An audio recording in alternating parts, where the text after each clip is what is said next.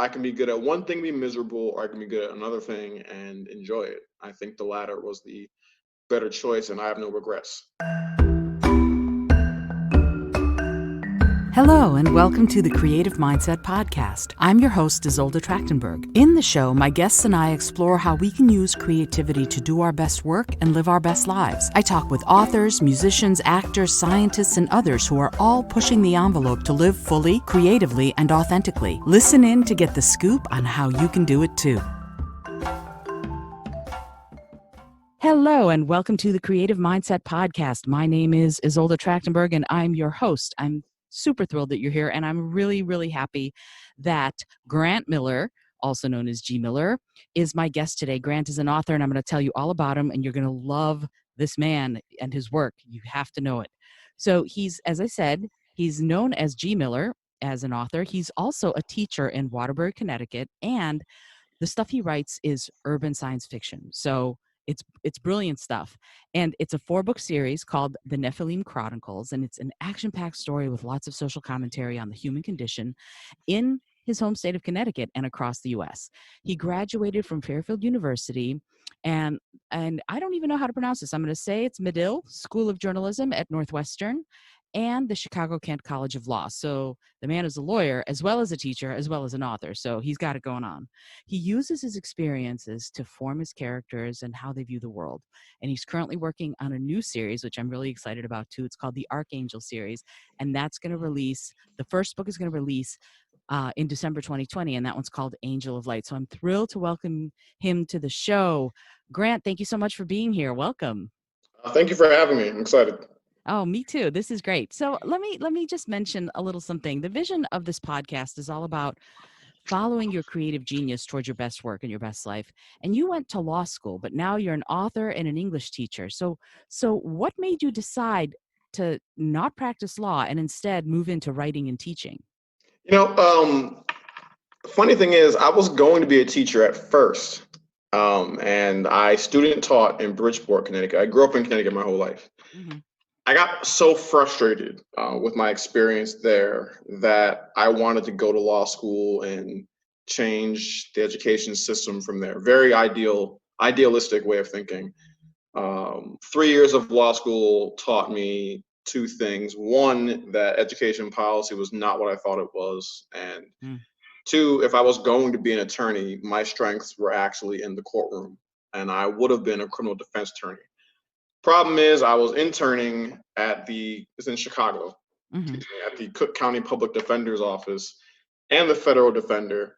And it was hard for me to even get up in the morning sometimes. I was burning out.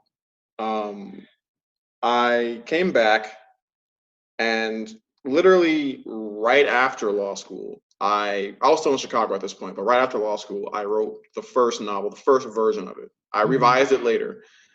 And I noticed that no matter what I was doing with my life, I was always writing. In undergrad, I was a spoken word poet, and I was always writing. And in law school, whenever I was stressed, which was often because it was law school, Sure. I was writing short stories. And Achilles Johnson, the protagonist for my first couple books, was a character that I thought of during law school. And she was a different character than what I eventually decided on for the novel series. But I just gave her own book and her own story. Being a writer, I don't know when I decided to be a writer. I just always was. I've just been writing for years. And I always wanted someone to read my writing. And I'm talking to my mother on the phone one day, and I'm telling her about these short stories I was writing and how people like them. And she got mad at me. She told me, what are you doing? And I said, what? I love to write, and I want people to read my work. And she told me, fine, but stop letting them do it for free. Smart mother. She said, get yourself published and sell your book. Stop giving it away. So that's what I did with my first novel, which I eventually revised because to this day, I don't think it was my best work. People liked it, but I knew I could do better. Teaching, I went back to teaching, And to this day, teaching is the one job I've had where I'm happy to get up in the morning and go do it. And I could do it for my whole life. I could write my whole life. I could teach my whole life. I It's could not have been an attorney my whole life. I'm pretty sure if I stayed the course and practiced law as a criminal defense attorney, I would have lasted maybe 2 years. well, And I'm sorry. I was gonna say yes, I understand that. Yeah. I mean, I would have lasted about 2 years. Mhm. And the crazy part is, I'm pretty sure that I would have been good at it. I just would have been miserable. So I can be good at one thing, be miserable, or I can be good at another thing and enjoy it. I think the latter was the better choice, and I have no regrets. Nor should you. I have a friend who was a public advocate for children in DC and then became a family court judge. And he did this for over 20 years and he fried to a crisp. He did. And it just, there's I think there's only so much that you can do in the law before you just have to put it down sometimes because it's a big burden to carry. And after a while, if it's not really the thing you truly want, you showed great wisdom, I think, in going, you know what? I'm going to go do something else. And I love that. So I'm going to talk to you a little bit about the duality here and it's not really a duality. It's being an English teacher and being an author. The two coincide very well. When you teach, what are you teaching? What subjects? I know English, but what do you teach? So when I first started teaching, um, I had some leeway because I got there in the middle of the school year and they hadn't had a teacher in a little while. Hmm. I was replacing somebody who had to be transferred. So I taught the novels that were in the curriculum, like Hmm. Jane Eyre and A Lesson Before Dying. Hmm. But I also taught legal stuff that I went to law school for. So I taught them some of their rights and everything like that. For A Lesson Before Dying, I had an assignment where I had them literally appeal the main character's conviction because I read through that and all my legal training told me that trial was a joke. So I just had them appeal it and fight for their client. So, the experience I had helped me as a teacher. Now we have a curriculum, we have things set in place a little more. And I'm always following what they say, but I'm always trying to find ways to make it interesting for them. So if there's a way for me to kind of twist things around to increase my student engagement, that's what I'll do. Like we had an assignment called a style analysis essay where they had to compare Tim Burton movies and Hmm. find Tim Burton's style. Hmm. Maybe one of my students liked Tim Burton. The rest of them, I don't know if they even knew who he was. Hmm. So instead, I did Ryan Coogler and I had them watch Black Panther and Creed. And the students enjoyed both movies and they wrote their essays on that. So I try to find creative ways to keep them engaged, but I stay focused on the fact that literature is about the human condition. And Always. I make it a point to say that because when I was in high school, and I had good teachers, but nobody told me that. Nobody told me why I was in English class. It was just a class to do, and I was a good student who was expected to bring home at least a B in every class. So I did that. But nobody told me, hey, why are you doing this class? So I tell them literature is to discuss the human condition, and that's what we'll talk about in class. Hmm. I also want to talk about the English language because with other language classes we go through the rules of the language. Your native English speakers, obviously I don't have to teach you English, but I can show you different dialects of English from around the world and around the country and what they sound like. Hmm. We're in Connecticut. We have a distinct accent like everywhere else. It's a mixture between New York or Massachusetts, depending on what end of the state you're on. But we sound nothing like, let's say, Baltimore. So I would show them clips of The Wire, and the actress on there who played Snoop was a native from Baltimore. She had a Hmm. Baltimore accent. Hmm. So like stuff like that. I would go through it that way. And I haven't had a complaint since, and they seem to enjoy it.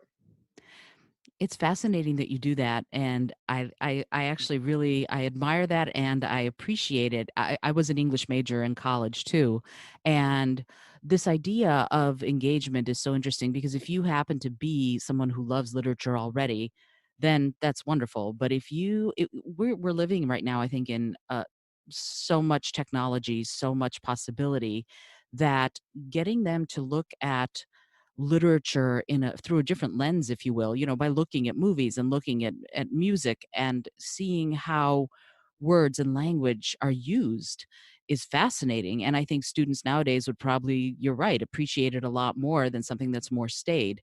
And maybe it's Jane Eyre, maybe it's not Jane Eyre, but if there's a way to make it more relevant to them now, I think that you're very wise in making that happen. Thank you. I've tried to teach comics. I didn't get there yet. If I can get that in there, I will. But like I've tried to teach villains and heroes as a Hmm. unit, and even if I could, I'd love to do like a whole unit or half a class just on a story like Naruto or Dragon Ball Z, Hmm. because students watch the cartoon all the time, but they don't study the elements and story plot and plot devices in them, and they're great examples of it. So yeah. Absolutely.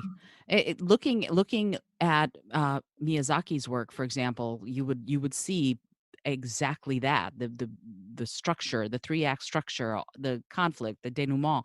It's all there in anime, in graphic novels, in comics. It's there. My husband, who is not much of a reader at all, and it's funny that we got married. His one of his favorite pieces of literature in all the world is The Watchmen, Okay. and so for him who does not read, this is brilliant stuff. And Right. so there's I think there's a TV show now or a TV series now that's like Yes. that. I And haven't seen it yet, but yeah. yeah, so there's a lot to be said for the elevation of graphic novels and comics into fine literature because the technology around what we can do has changed. We're not in the time of Gutenberg anymore. There are things we can do now that are greater than that. So I more power to you as an English teacher. Yay. I love Thank that. you. Thank you very much. So let's switch gears just a little bit and talk about your books because what's interesting to me is you decided to create a set of books, all of which I think have Greek mythology inspired main characters and names. They have names like Athena and Apollo and Aquila and Artemis, and yet you put them in this sort of closer to reality setting, this urban fantasy setting that doesn't appear to be much different than the world we're living in. And how did you decide that? And what did you keep and what would you augment as far as the world of the Nephilim? So, yeah, so it's funny because I actually mentioned this in my stories on Instagram about world creation. Hmm. And I joked and said that I cheated a little bit because I didn't create a new world for the Nephilim. I didn't. It takes place in Connecticut mostly, and real towns. Killa Johnson, the first protagonist, she Hmm. grows up in Bridgeport, Connecticut, and she lives with her mother at first, and then moves to Stratford with her father. The characters a lot of times live where I've lived, and the reason I did that was because I've always felt like Connecticut doesn't get much fiction or media attention, even though Connecticut has some of the similar issues of any other state in the country. Hmm. And I wanted to show that. I wanted to show a full picture. Whenever they do show Connecticut, it looks nothing or not much like how I grew up, mostly because I'll see a TV shows in Connecticut and everybody's white. And I'm like, great, but where are the black folks and Latinos that I grew up with around here? Right. Where's that going on? And Hmm. I I always joke with people that like the show like Gilmore Girls, for example, I saw in high school, and it took me years to realize that Gilmore Girls took place in my state. It's a different world from what I was used to. So I wanted to show the full picture of the state, but Hmm. I also wanted to show it through the eyes of a human being who is an advanced human being. They're called Nephilim because the government gives them the acronym NEPH, newly evolved post-humanoids, and then they just call them Nephilim because they think it sounds more poetic in a way. Mm-hmm. As the series goes on, Nephilim is actually a derogatory term. As the advanced humans become more accepted into society, it becomes more of a social sin to call them that, because it's a name that they didn't think of for themselves. So the next protagonist I have, Athena, if you call her that, she'll get angry at you. She'll say, I didn't think of that name. I'm an advanced human. Don't call me that. So I kind of created this advanced humans view of the world, in Connecticut, looking at the kind of wealth and disparities and kind of the systemic racism that happens, the political corruption, through the eyes of someone who can do things that no one else can do, and how they take their abilities to address those things. And that starts with Achilles Johnson. I think we spoke before about how Achilles is similar to Wonder Woman. She was actually inspired by Wonder Woman. Okay. Yeah, she was. And with Aquila, I asked two questions. I asked, what would it look like if Wonder Woman grew up in America? And then what would it look like if she was Black? What would it look like if people saw a Black woman doing the things she does? How would they approach her and view her? And from there, Aquila became her own character, who I actually just wrote about this as well. Really has a different personality than Wonder Woman. I always found that Wonder Woman sometimes a little bit too sanitized in how people will kind of see her. She's much deadlier if she wants to be than I think people understand a lot of times. But Aquila to me is more ruthless than Wonder Woman, and it comes from the trauma of growing up in an abusive home with her mother, Alina Harris. And you know, you mentioned the Greek mythology inspirations, and Achilles, looking at his story and how Achilles did things, I never thought of Achilles as a hero in the sense that I saw a hero. I just saw a great warrior.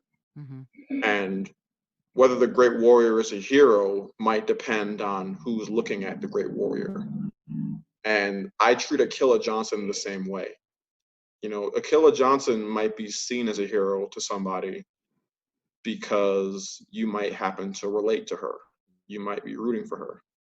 But she also does things in a way that make you question how heroic she is, kind of like the Punisher in Marvel Comics, right? So that's where the Achilles inspiration kind of comes in. She's a great warrior. That part you can't deny. She can fight. She masters 6 different martial arts.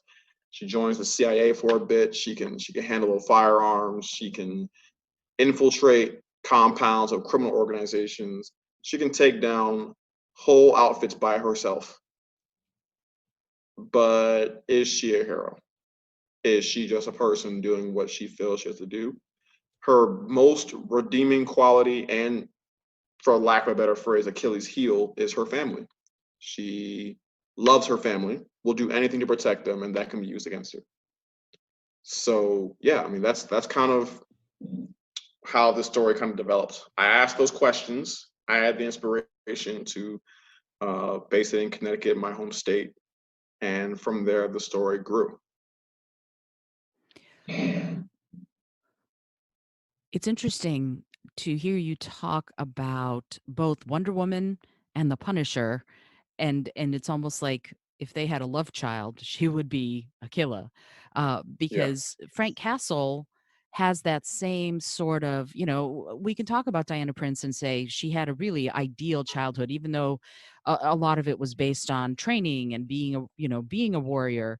But Frank Castle, his training, yes, he had that, but also it was the result. He became the Punisher as a direct result of his family being massacred. So Yes. the two of them have this very, their backstories are different, but interwoven. I can see how they would produce, in your mind anyway, someone like Aquila.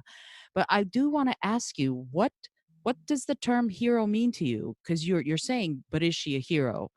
And I would love to know from you, what does it mean to be a hero?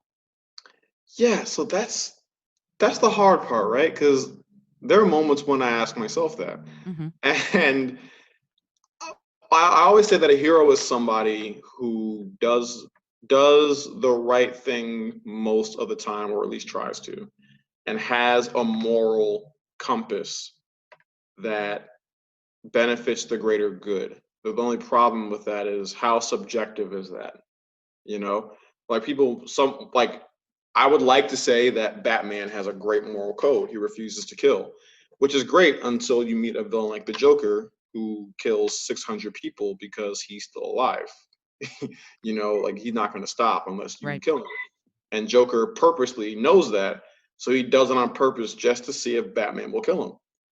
So, the reason I question if Aquila is a hero is because while I agree with her desire to protect her family and to protect the weak, she uses methods that I would never use.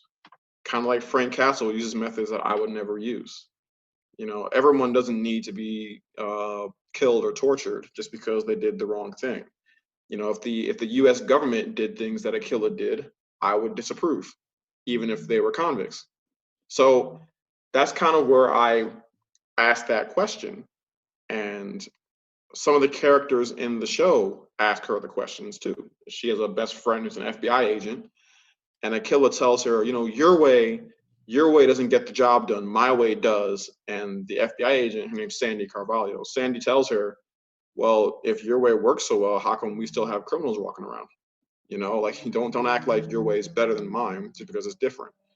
So people challenge her and ask those questions because I'm asking the questions. I frankly have a hard time deciding that. But if I had a best way to put it, it would be somebody who has that moral code and who looks out for the best for humanity.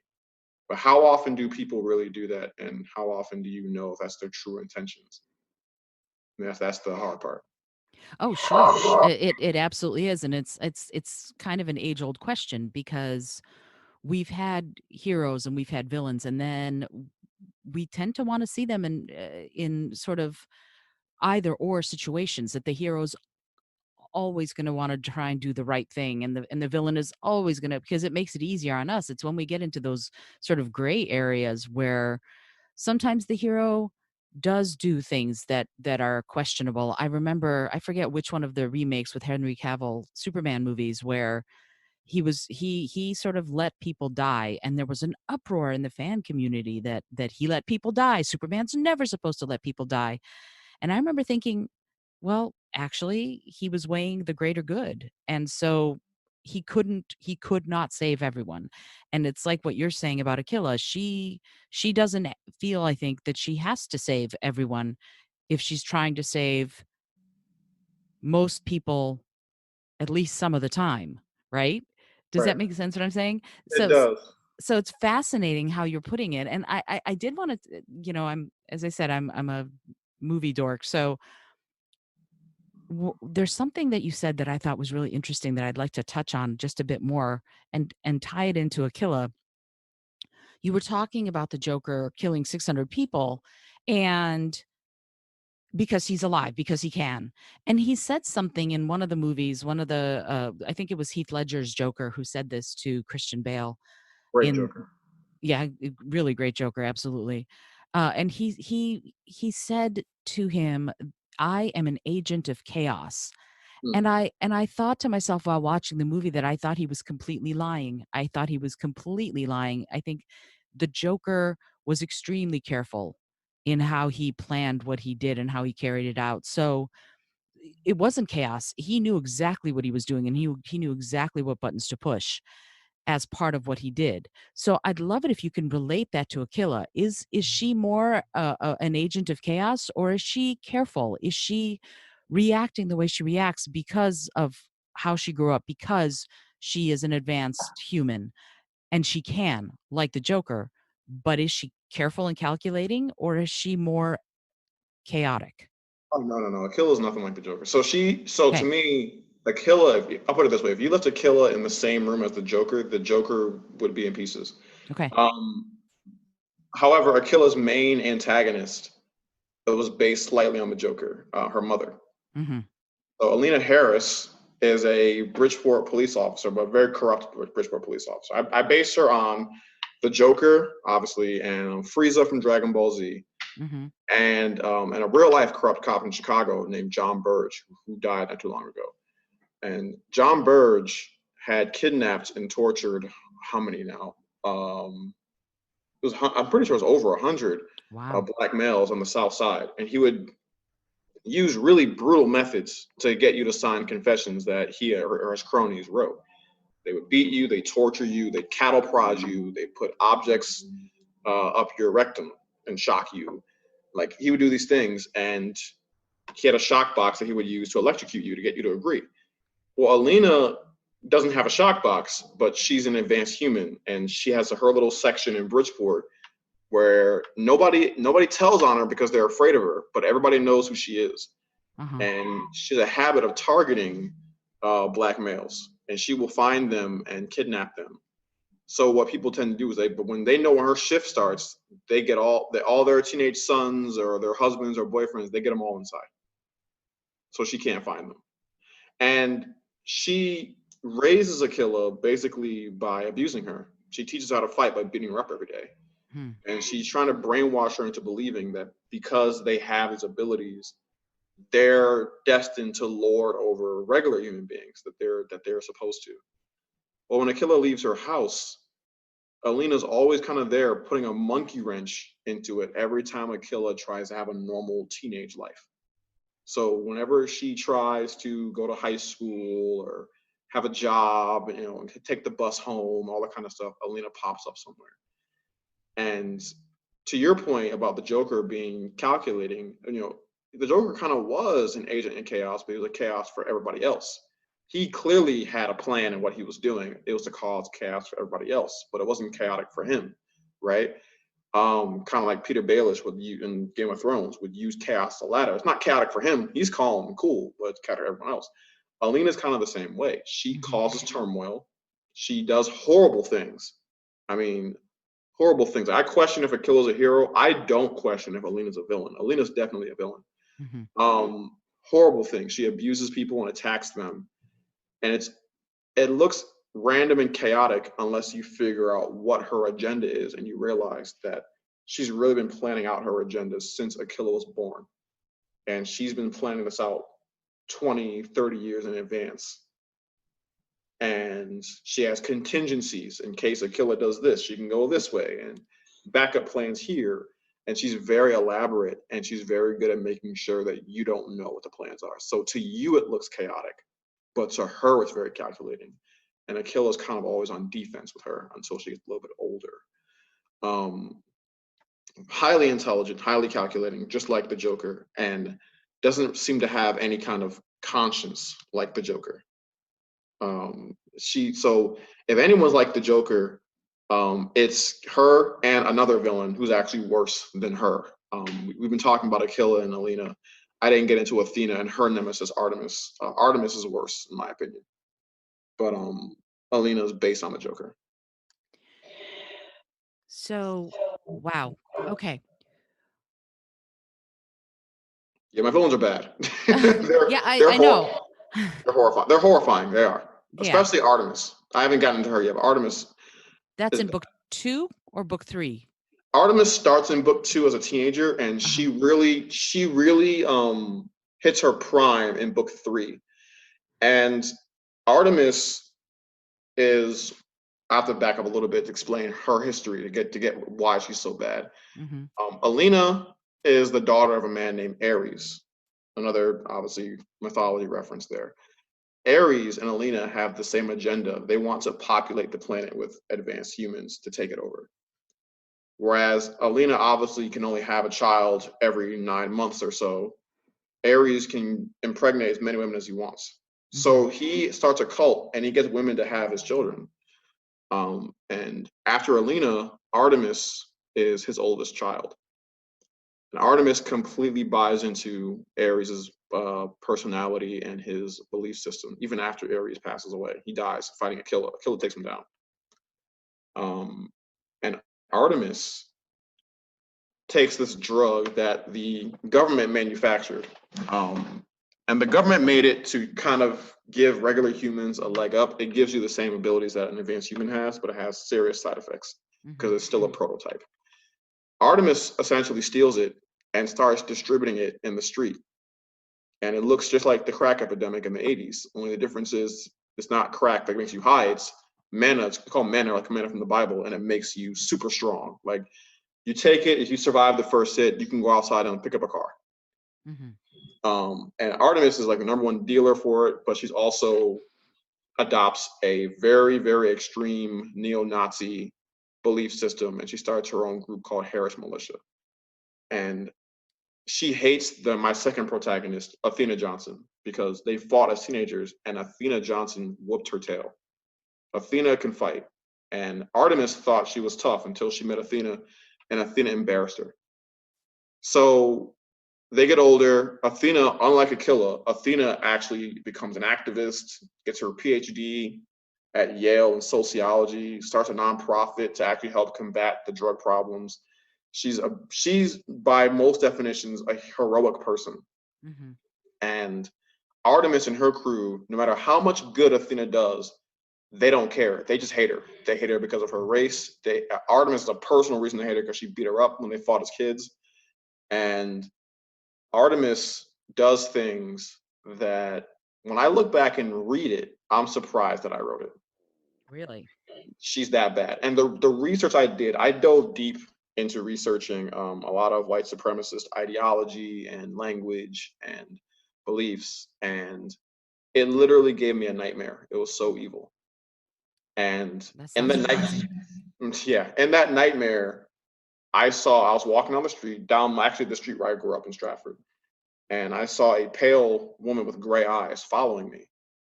And the way she looked at me, it just looked like pure, cold murder. And it's hard to describe how terrifying it was. So that was the description that I gave Artemis.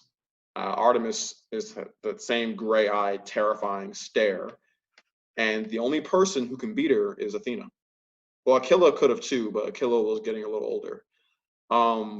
But Artemis is kind of like, one of her main inspirations was Negan from The Walking Dead. And how Negan would torture people and hit them with bats and everything like that. Artemis is kind of like that, only Negan had justifications for it. Artemis didn't need a justification. She was just a sadist. And she tortured Athena in ways that were pretty horrifying, but weren't much different from actual human history.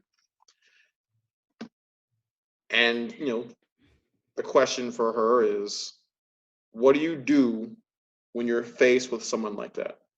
When no matter how much good you do, they just hate you because you exist. And they don't just hate you, they come after you and try to kill you. Just because you're there. Like think about it. So what if you fought in middle school? You want to kill me now 10 years later? That's more than the fight. That's your belief system and how you view me as a person. And there's nothing Athena could do to reason with her or talk her down or even scare her. She had to fight her. And Athena, unlike Achilles, Athena did not have that ruthlessness in her unless you really pushed her.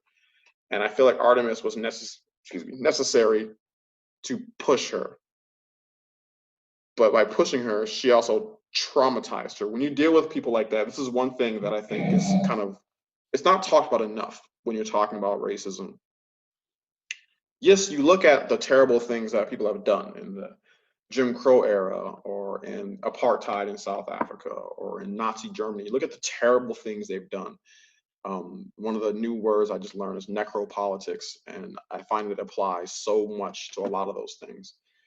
The decision to decide who lives or dies. What we don't always talk about is the psychological toll that it puts the victim through, even if you survive. The PTSD that it gives you. Like when you talk to folks who survived the Jim Crow era, when they sit down and tell you the things they've seen and had to survive and experience, it shakes them to their core. Like my own grandfather told me that he had to leave home at 16 because he was going to get lynched. And he had to lie about his age and join the military. and shipped himself from Mississippi to Alaska. And he almost had a baseball scholarship in Mississippi, and he never played baseball again because he had to leave hundreds of miles away. And he told me that the sadness in his voice was palpable. You can cut it with a knife. Like when you deal with stuff like that, it affects you. You don't walk away unscathed, even if you're the victor. And I think Athena has that same kind of trauma going on later on in the story. So Athena to me is not Athena, sorry, Artemis to me is the worst villain in my whole series. There are other bad villains. Alina's bad, Ares is bad, Xerxes is another one, he's really bad. But something about Artemis is so evil that, yeah, when I look at it, I'm surprised that the words on the page came from me. And I think it's because you research something and you write about it, you ingest it, then you kind of pour it out. And what I ingested was so toxic, I didn't realize how toxic it was until I poured it out and then looked at it on a page and said, wow, that is actually pure evil. Like it is evil. And I wonder if the creator of like the Joker kind of felt the same way after he wrote the Joker. You know, like how do you look at that and say, wow, really?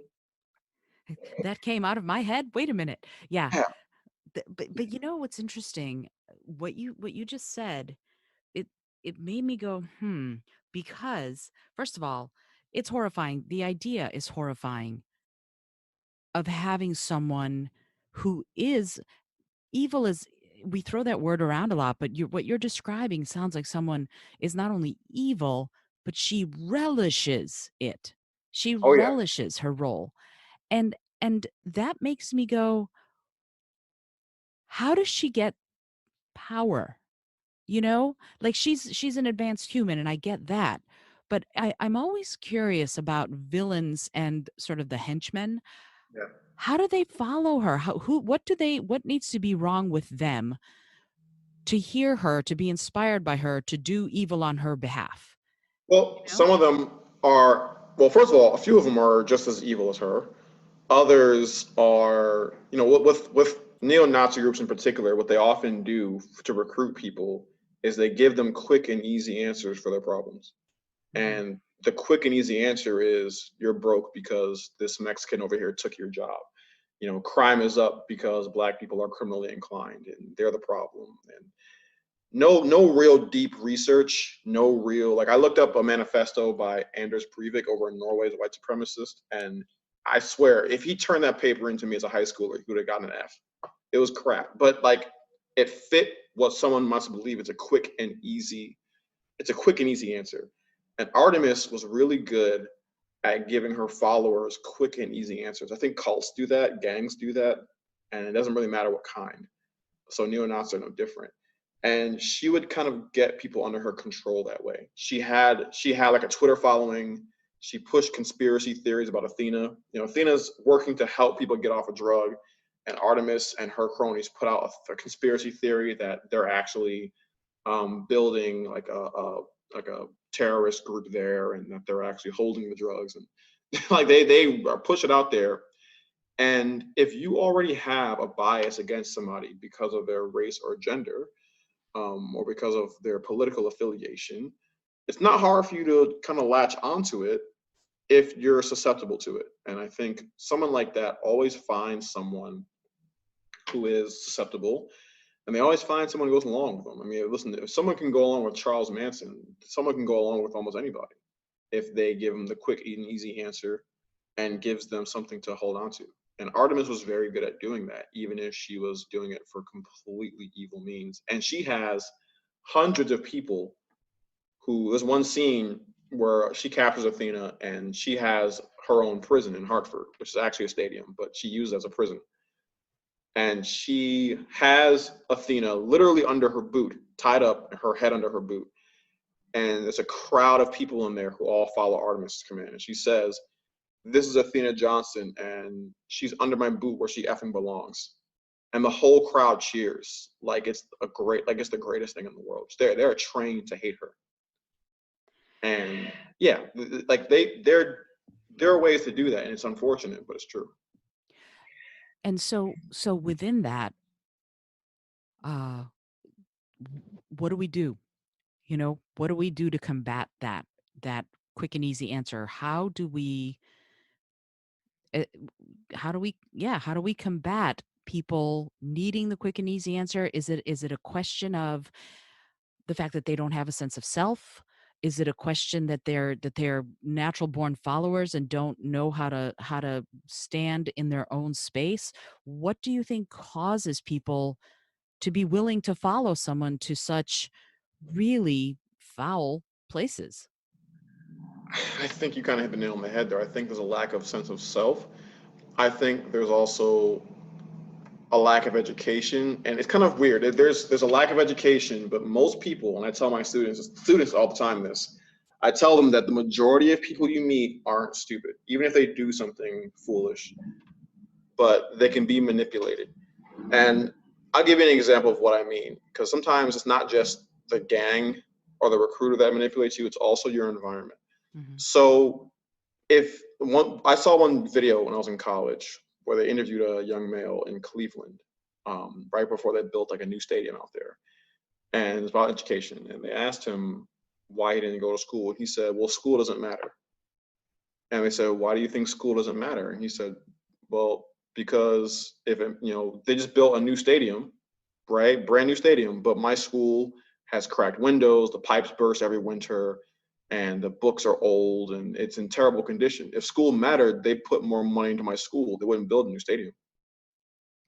Now, is the kid right that school doesn't matter? No, that's wrong. But his logic is actually pretty sound. Like his reasoning is actually pretty strong. He's not stupid at all. He's noticing that in his society, the message that's being sent to him is that education doesn't matter very much. So sometimes if you have a society that looks a certain way, and nobody explains to them why it looks that way, they come up with answers somewhere, somehow, or somebody gives them an easy answer. I think sometimes with education, we have conditions that our students grow up in, not even just students, people in general grow up in, and access to the information about why it's the way it is not accessible enough. Mm-hmm. I mean, I didn't learn about redlining, and I knew about Jim Crow, mostly because my parents taught me, but I also learned a little bit in high school, like redlining that affected the northeastern or the north of the country, that kind of stuff, and how the effects still last today, gentrification, all the kind of stuff like that kind of shape how neighborhoods look and shape wealth inequalities and shape how things look. They're not explained to you, but it's right there smack in front of you. So if you're dealing with somebody who is looking at a media perception of Black people always committing crimes, and nobody tells them that maybe if you're suffering discrimination that denies opportunities, that brings more poverty, and then more poverty tends to bring more crime, no matter what race you are, you might just look at it and say, "Oh, well, that's what Black people do. They're just criminals." Or someone can go along and say, "Hey, that's what they do. They're criminals. That's why they're like that. That's why you don't get near them. That's why you don't trust them. That's why we need our police to be as brutal as possible with them to make sure that they stay in their place." You see how I kind of went down that train of thought like that? That's not based on any real research, but that's a quick and easy answer. So like when you see a video of people like the recent Ahmaud Arbery video that came out where someone's getting shot like that, you'll still find people on Twitter who are justifying the shooting.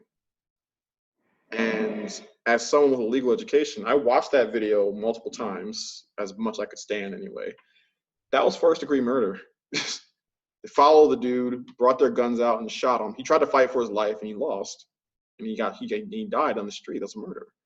But if you've been taught that quick and easy answer, that he's the problem, you're going to look at that and you're going to say, "Oh, well, they must have had a good reason to do it."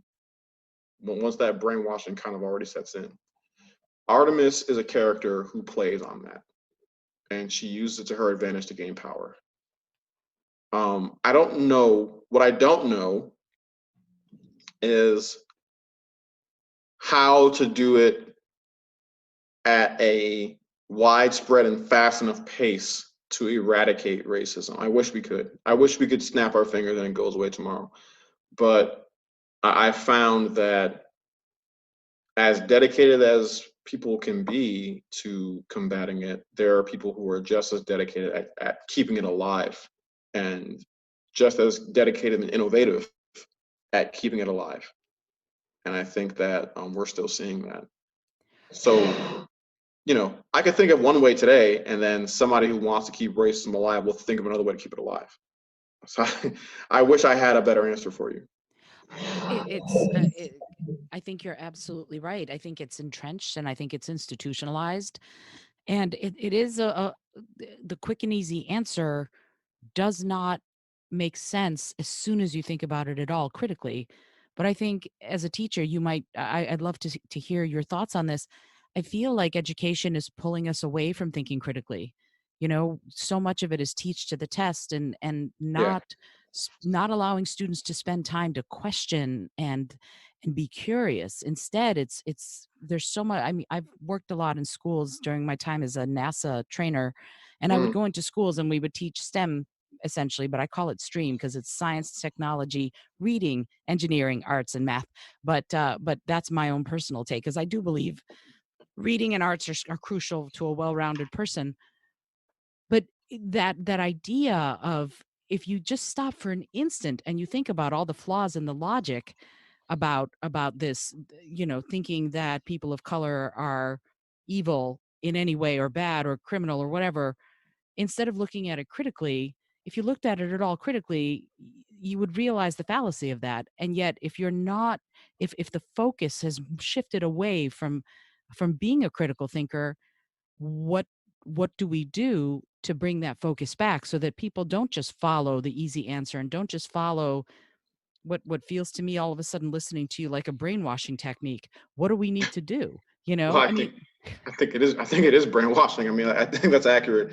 Um, so I've you'll probably meet many teachers who grow frustrated with having to only teach to the test. I acknowledge what they expect me to do as a teacher and what the standard I'm supposed to reach, but I always make it a point to try to address the human conditions. I think that's how you kind of reach people, right? mhm. So I feel like if you, to avoid the quick and easy answer in a classroom, all you have to do is not accept it. So you have to challenge it, right? And I challenge it all the time. My student body is majority Black and Latino, and I challenge their quick and easy answers all the time. Sometimes they don't like it, but that's okay because I don't want you to be comfortable. I want you to learn. So I like one of my favorite examples. I showed them an old map of Waterbury and from 1940 when redlining was still legal, and the neighborhoods are divided up and everything, and the language used to justify the redlining is pretty brutal.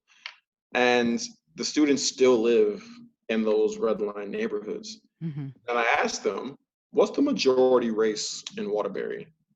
And they all said, most of them all said Latino or Hispanic. And I told them, what if I told you it's white? And they're like, no, no way. No, it's not. I said, well, you don't think that because your school doesn't look that way. But according to the census, it's around 50, I think between 55 to 60% white as a city. So why does your school look like this in a majority white city? And they didn't really know because they hadn't questioned it before. And I asked them, well, if you go to the private schools, what do their student bodies look like? And they kind of all kind of raise their, oh, they're all white. Yeah, okay. So now you're kind of seeing what your city actually looks like when you actually question it. So the opposite end that I'm seeing now that I'm, inside with social distancing on my computer all the time, writing and then going online on social media, is there are people who question, but they seem to think that asking questions and thinking critically are the same thing. But to me, thinking critically is asking questions with the intent to find the truth. If you're asking questions with no intention of actually finding the truth, then you're not really thinking critically. So you have folks who ask questions and then they find like YouTube videos or conspiracy theorists that give them, again, the quick and easy answer. Conspiracy theories are always the quick and easy answer. It's incredible. And they often come from folks who aren't qualified to talk. So Mhm. like you see that it's the same thing and they buy into it and then they share it like wildfire. So you have misinformation going out there from folks who don't critically think, but they think they are. And I've tried talking to them, and I've found that it's an exercise in futility sometimes. At least my students, they actually learn. If they challenge them, they challenge, but they at least learn. Grown folks do it. It's like, oh my god, you know. But it's after a while when you ask enough questions, because I'm the person with legal education and journalism education, I'll ask questions, I'll poke holes in something if there's a hole in it, and they just stop responding because again, it's not quick and easy, so they shut down.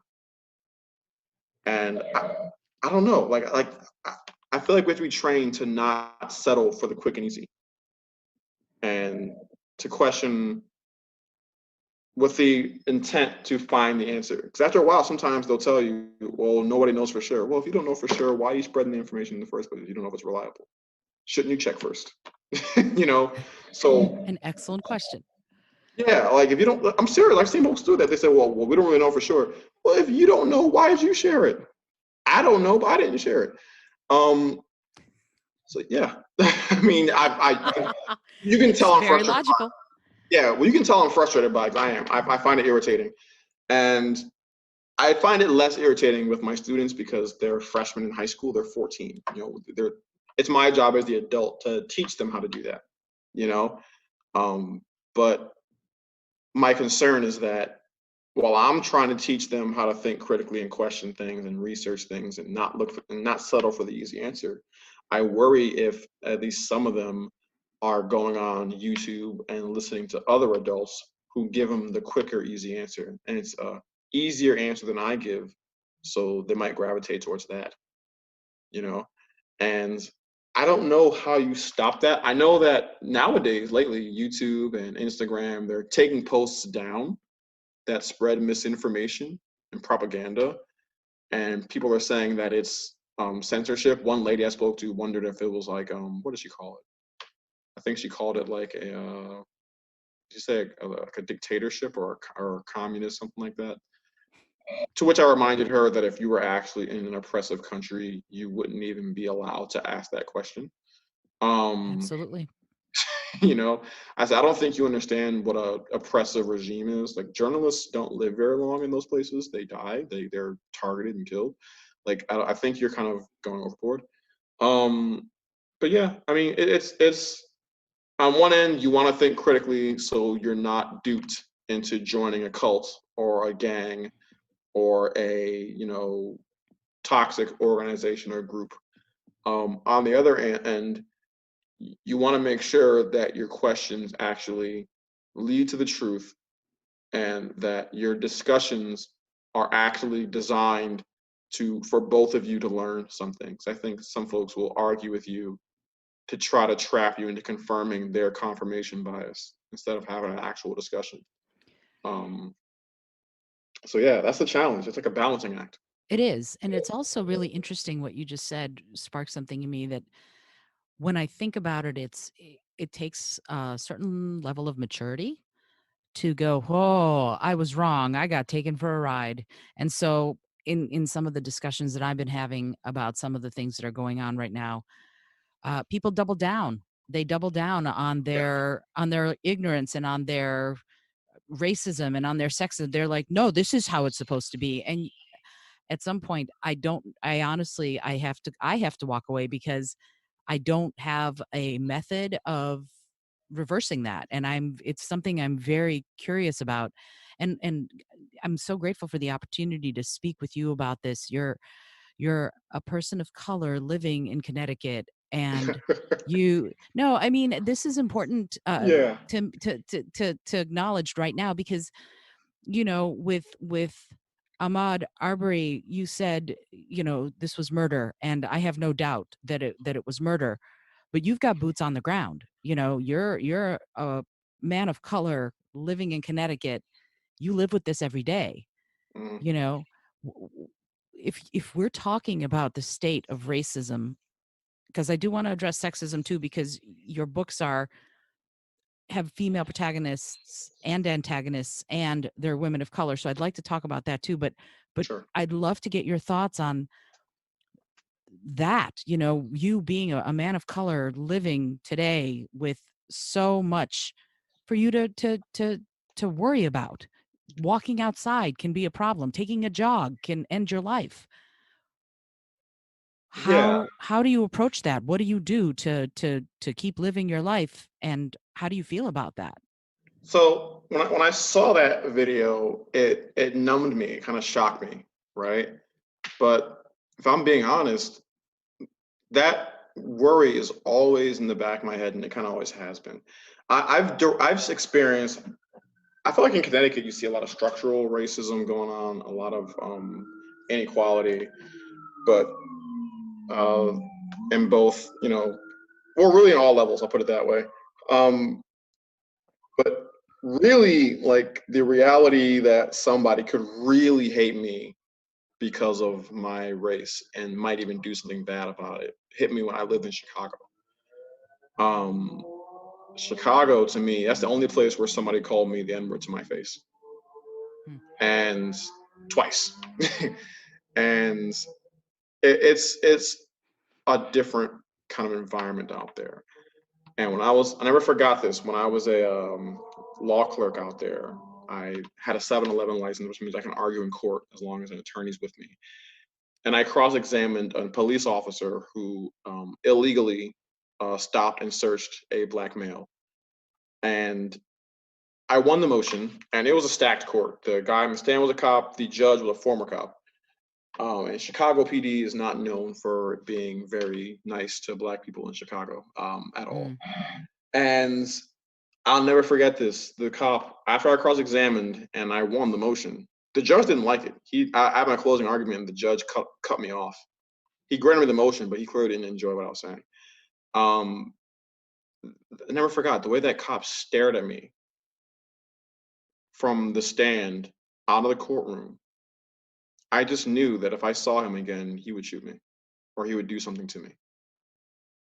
And he wasn't white either. I don't know what his nationality was, but he looked pretty dark, like a lighter tan or dark brown skin. But didn't matter, to him. He expected to get away with doing what he was doing, and I find that you have to be constantly aware of that.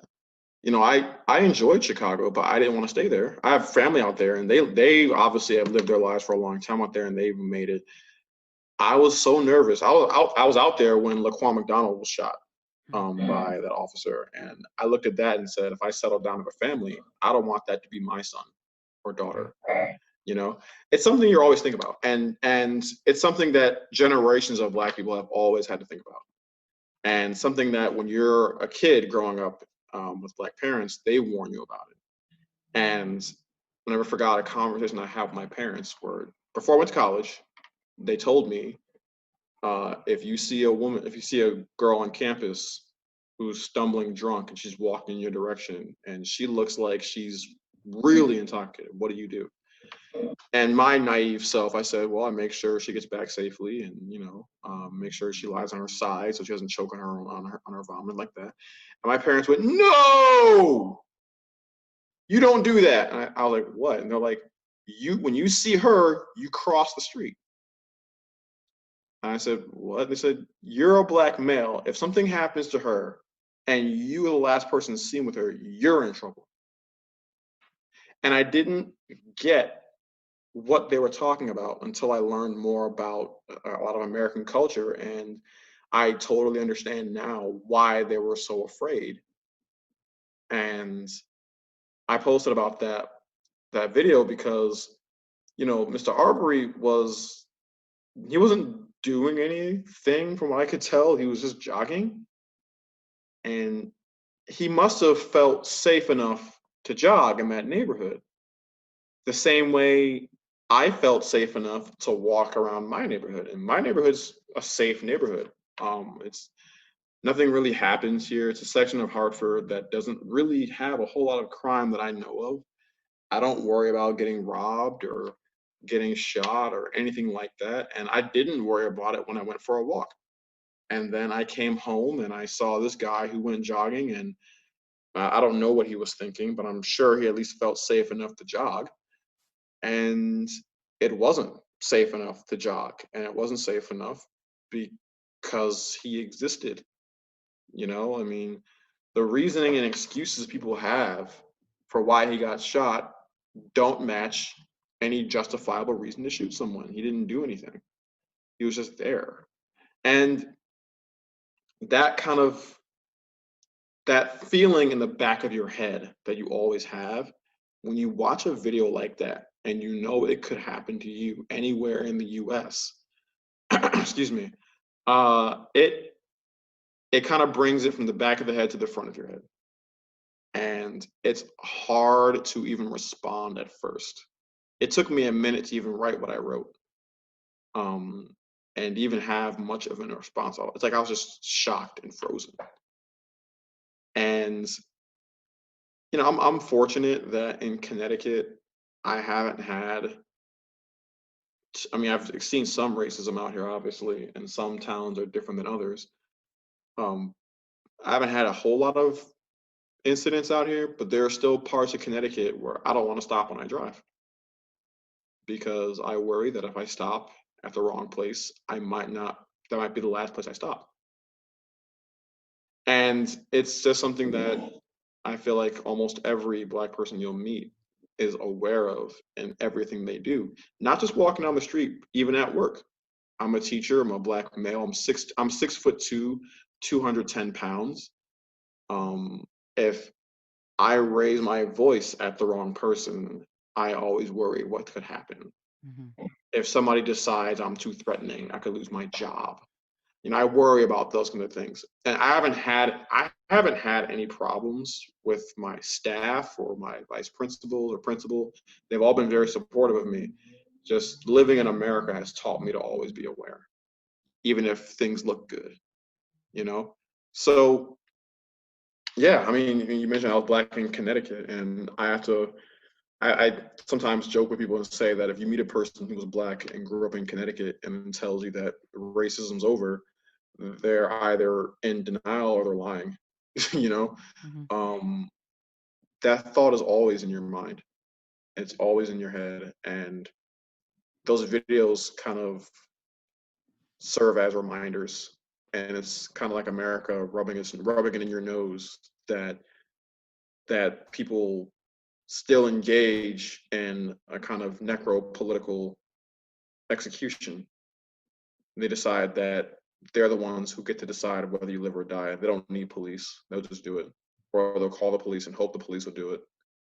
And they just decide that. I find that racists often believe that if a Black person benefits, they suffer.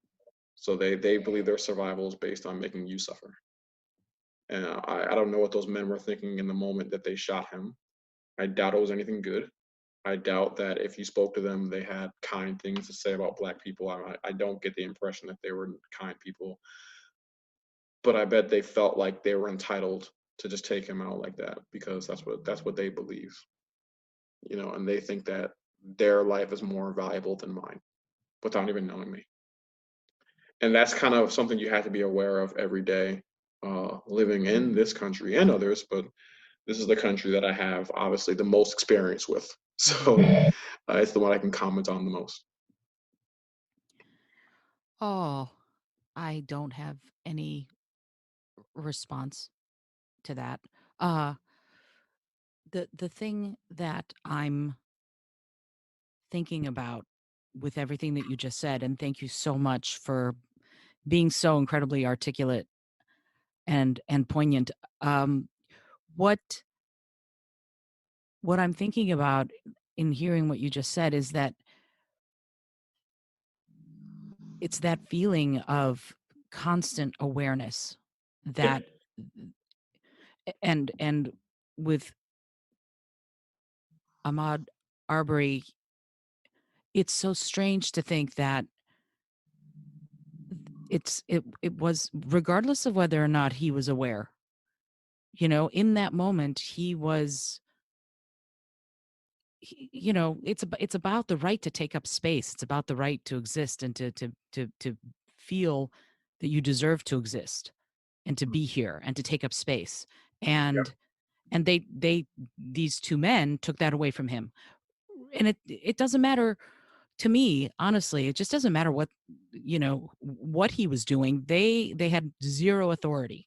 They had zero authority to take action like that. So I'm with you. I'm thinking, life without parole is a pretty good, uh, Yeah. a Yeah. pretty good ruling if I were queen. But Right. And the but thing is, they decided they had the authority. They right, decided that they had the right to do that, even though if they actually thought he was committing a crime, the legal thing to do would have been to call the police. But exactly, instead, they got out there and did that. right. They decided they were allowed to do that in their mind. Right. And that's the thing that just it angers me on the deepest levels, because obviously they didn't have the authority, and to have feeling like you have the right to take the authority. I wonder if that's part of the institutionalization of it all, Yes. that there is this. And I personally, I mean, I find it abhorrent on every level, and yet I'm a fixer personality, so I wonder, what do we do about it? Every time I want to ask that question, what can we do to change that perspective? Because it's obviously 100% wrong. That goes without saying, but how do we change it? You know, what what are the steps? Where do we start? I think that well, first I'm going to address the belief that they can do that. I think it comes from beliefs that are passed down. I genuinely believe that a lot of beliefs that existed in slavery still exist today, and they Mm, still exist today because people pass them down to their kids, who pass them down to their kids, and yada yada. It's a phrase that I often use to describe this mentality. I actually wrote about it on a Medium page a little while ago. I call it the assumption of consumption. hmm, And it's when a white person looks at a person of color, or if you talk about sexism, the way a man looks at a woman, and they assume that you're there for their use and consumption. And if you're not there for use and consumption, then you can be discarded. hmm, And if you're not their slave, think about it. Like, why are you nervous about a black person in your neighborhood? Well, if he was a slave, he'd be in your house, right? So if you're not using him, then you feel like he can be discarded if you're not using him for your own means. And it's that mentality that I think is the first thing that needs to be extinguished when you need to look at everyone as a human being, not while ignoring the race. I think that's a mistake folks make. They say, I don't see color. No, I don't want you to not see my color. I'm proud to be a black male. You need to look at me and see a black male and see a human being. You gotta do more work than that. you right. know? And I think you should look at someone and see a human being who is not an object to be consumed or discarded, and is not a wild animal to be put to death if it attacks you, if you think it's going to attack you. Like, I think that the first thing you have to do is deal with the structures that we have in place, and you have to break them down. That, I don't know how long that would take, because you get one hell of a fight Mm, doing that, because there are people who benefit from it. you know and like, just for example, we had a first black president before Trump, and when he had the majority in Congress, he did his thing. After that, man, the Republicans were blocking him like crazy, yeah. and people were joking and said, well, racism's over, we have a black president now. So, okay, but Congress is still majority white in both parties. I don't think it's over yet. You still have to break things down further. You have one position, and he's the first, with 43 white males before him. If you think racism's over, it's because you're tired of doing the work. Okay, that's what that is. You don't want to Mm, go any further. And I that you'll get a fight doing that, but the fight will be worth it. Break things down. You still have quite a bit of segregation in the U.S. Even without Jim Crow, you still have quite a bit of de facto segregation. mm-hmm, And I've always found, and I've spoken with folks who are more separatist. I'm not a separatist. If I was around during the civil rights era, I would have been integrationist all the way, and I still am. I think integration is important because it's a lot harder to convince somebody of stereotypes about black people if they have black neighbors. Because if you tell someone, oh, they're all thugs and gangsters, well, that's interesting because Grant's my next door neighbor, and he's a teacher. And Gloria over here is my next door neighbor, and she's an accountant. Well, they all go to prison. Well, neither of them have been to prison ever in their life. I don't know what you mean. So I don't believe what you're saying. Whereas if you have a neighborhood where everyone's all the same race or same color, not everyone's going to believe it, but some will, because they don't have any exposure to someone who's different from them. It's easy to dehumanize somebody from a distance. We see that now with folks who talk a lot of junk about people from other countries. If you tell someone about the Middle East or anywhere like that, they believe that they're all these raving extremist savages. But if you actually meet somebody from there, they're human beings just like anybody else. I've had people tell me they're worried about Muslims, and I tell them, you know, I live in Chicago. I pass by Muslims every day on public transit, and nobody ever bothered me. You know, you see them for human beings when you're actually exposed to them. I think that's a part of it. I don't know if that's the final steps. I think there are a bunch of other things too. We have, Sure. you know, but I think if you're allowed to be exposed to people, you're allowed to see them as people. And maybe you shouldn't need to see them as people, but I think that would help. You know. Absolutely. Well, it's funny because to me, seeing someone, seeing people as individuals rather than lumping them in with a perceived notion of a group is, I think it's critical, it's crucial. And yet it's interesting what you're talking about with being an immigrant. I'm an immigrant. I was born in the former Soviet Union. So, and my family immigrated when I was a child. But unless I tell you that, other than my strange name, you're not going to know that. There's nothing that sets me apart in that way. You know what I mean? So Right. so people, when they find out, when I've been in conversations where someone is raging against immigrants and they say, blah blah blah, bad immigrants essentially, and I say, well, I'm an immigrant, and they're like, well, I didn't mean you. Oh, they meant And brown folks. yeah, exactly. And it's just it's infuriating because Yeah. what? And Yeah. and and so it's this really, there's a cognitive dissonance there that then I have to sort of break things down and go, okay, let's talk about people versus a person and what it means. And let's talk about all of these things. And so we end up having these conversations where well, I didn't mean you ends up being a teaching moment, Right. it's because it boggles my mind. It really does. I don't have a better way of describing it. The first time I heard that, because I've heard it multiple times, um, I had to step back and go, okay, what can I do to make this a teachable moment? Because otherwise I'm going to run screaming from the room.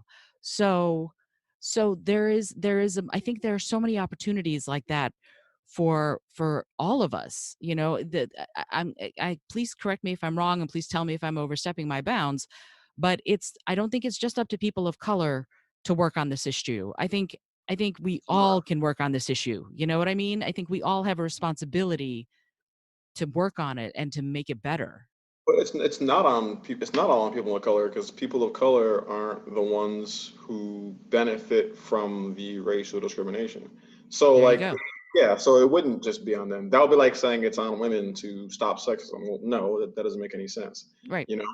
So Right. like, yeah, I mean, it's funny you mentioned the immigration story, because we've seen a lot of anti-immigrant language really since 2016, Hmm.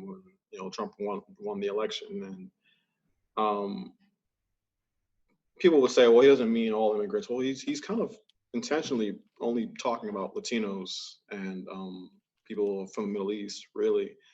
Um, and we don't really, that feeds into beliefs that people kind of already had about Hmm. people who are not white. And I think, again, people buy into that, and they don't realize that what they're saying could be hurtful to you, because they assume, first of all, they probably looked at you and assumed you weren't an immigrant. That's the Right. first thing. Um, their default idea of American is somebody who could identify as white, and then they feel like calling you like the exception is supposed to make it better. Right. You know, Exactly. and it doesn't. It's like, no, you're cool. You're in the club, so it's Right. okay. They're not in the club, so they're not okay. And it's that kind of othering of people Hmm. that I kind of want to stop. And I agree that it's not just on people of color, though. I find that what's damaging sometimes is that, again, if you don't provide critical thinking, people have quick and easy answers. And Mm-hmm. why I don't think that racism goes with the way I do think prejudice does. So I have students, again, who are mostly black and brown, and they would always say that white people are crazy. And I tell them, well, no one race is crazier than the other. And they would say, well, how come it's only white folks doing mass shootings? And I said, okay, so now we have what they've seen, and then we have the quick and easy answer, right? Mm-hmm. And I tell them, have you ever considered that it's not because white people are crazy, it's because black people aren't really allowed to be crazy. Like if a black person walks towards a movie theater with a whole lot of guns and weapons, do you really think that he's going to make it in there? Right. They go, "Oh, no. Okay, well, that explains the Aurora, Colorado shooting, right? Or in the Las Vegas, they got all those guns in that hotel room. You really think black folks with all those guns would have made it in a hotel room to shoot up a concert? No. Right. Okay, so the issue isn't how crazy that person is. The issue is how no one looks at them and assumes that they could be criminally inclined. Meanwhile, my students have stories about people calling the cops on them just for walking into a grocery store. Mm-hmm. So like I told them, have you guys ever noticed that whenever you walk into a neighborhood, you walk into a store, that somebody looks at you or follows you or watches you? And they said, yeah. I said, all right, that's the assumption of criminality. They look at you and they Mm-hmm. assume you're criminal. If people look at you and assume you're criminal, could you get a gun and do a mass shooting? Well, no, the cops would stop you before you even do. All right. So the difference here is that you're suffering from an assumption of criminality. These mass shooters don't until they actually commit a crime. Right. They get the presumption of innocence instead of the assumption of criminality. It's very true. Yes. It's very My true. favorite story is Jeffrey Dahmer. And I always talk about how Dahmer had one of his victims running naked out of his house screaming for help. Yeah. And I told them, do you guys think that if a kid ran naked, run out of my house, the police would have brought him back? I said, no. I said, okay, so was the issue how crazy Dahmer was or the fact that they believed Dahmer? Right? So that's kind of how you kind of address those quick and easy answers like I'm kind of going back to. Mm-hmm. And I think that, I don't know, if you can get everybody to be open to releasing themselves from the quick and easy answer. I mean, I agree that there are teaching moments. I have a good friend of mine who asked me a question. I gave her all the information I had, and we're great friends to this day.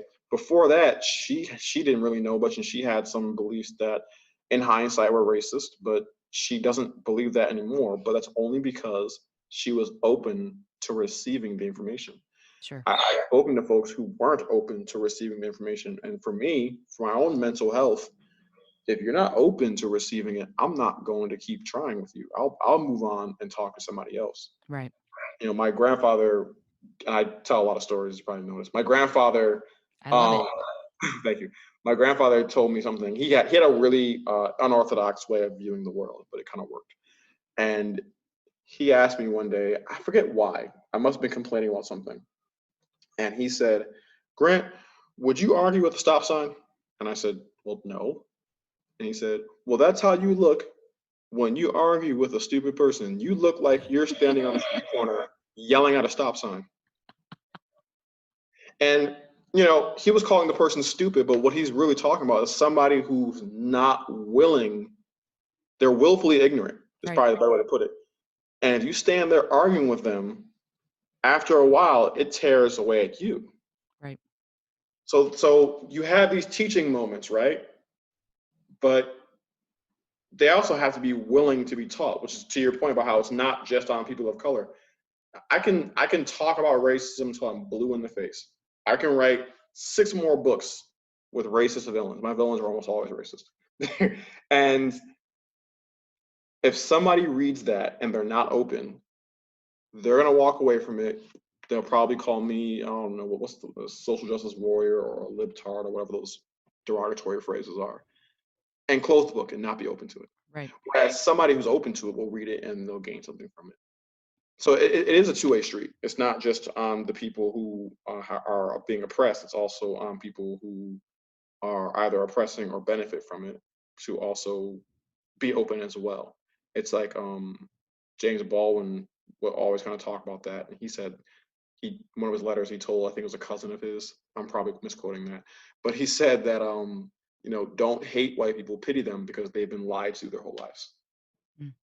They've been taught that they're superior based on their race, and then they meet someone like me and they realize they're not. I'm paraphrasing, but if anybody thought they were going to out talk or out debate or be more intellectual than James Baldwin, they had another think coming after about half an hour. I like the way you put that. It translates to other ideas and other facets of what we're talking about. I have a story about, I have a friend who, his name's Glenn, and he is 6'5", probably weighs about 260, and I'm 5'6", and I don't weigh 260. And we were talking once, and he said, Zolda, it's really interesting to me that between the two of us, I never have to worry about walking down a dark street. I never have to worry. And I said, yeah. And he goes, you do. I'm like, yeah, I do. Women are always concerned about walking down a dark street or past alley openings. We just always are. That's just something that happens to every woman. And he goes, yeah. And he goes, but between the two of us, you're a trained martial artist and I'm not. So no one ever messes with me. But if they did, I wouldn't be able to defend myself. But if they messed with you, they'd draw back a stump. So it's really interesting to me that I have this built-in defense mechanism by virtue of being a very big man. I never had to learn how to fight. And I thought to myself, there's something very poignant there, because I did. I started studying martial arts when I was 14 years old and have kept up with it because I wanted to be able to defend myself. And I don't look, I'm a kind of a middle-aged lady. I don't look like I could kick someone's butt, but I could. And so for Glenn, that was a really telling moment when he realized that he never had to worry about it. And I always have to worry about it. It's funny you say that. Not funny, but it's kind of interesting you say that because I didn't get it. I didn't get how women felt walking down the street until I was being kind of bothered by another man in Chicago. Mm. As a bigger guy than me, and he wouldn't leave me alone. And it got to the point where I would get on my phone to ignore him, and he would talk to me while I was on the phone. He was aggressive. But at the time, I was around 180. He looked about 220 of pure muscle. And I told myself, if this guy won't leave me alone, I don't think I can fight him off. Now I'm more worried than I've ever been before, just walking around. I actually went and got a knife just for him in case he attacked me.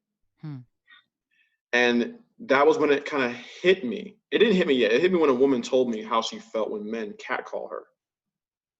And I got a glimpse, and I call it a glimpse because the difference is that was one incident for me. Mm-hmm. For a woman, it's multiple times in a week, multiple times in a day, depending on where she lives. Right. And I did not get it. So like a lot of men don't get that. Like the only time, even as a black male, the only time I'm worried is if I'm in an area where I believe someone might profile me. But I generally don't worry about walking down the street in an area where I think it's cool, Whereas, and what I'm worried about is different too. Like I would worry about corrupt police officers or about those guys like the ones in Ahmaud Arbery's video.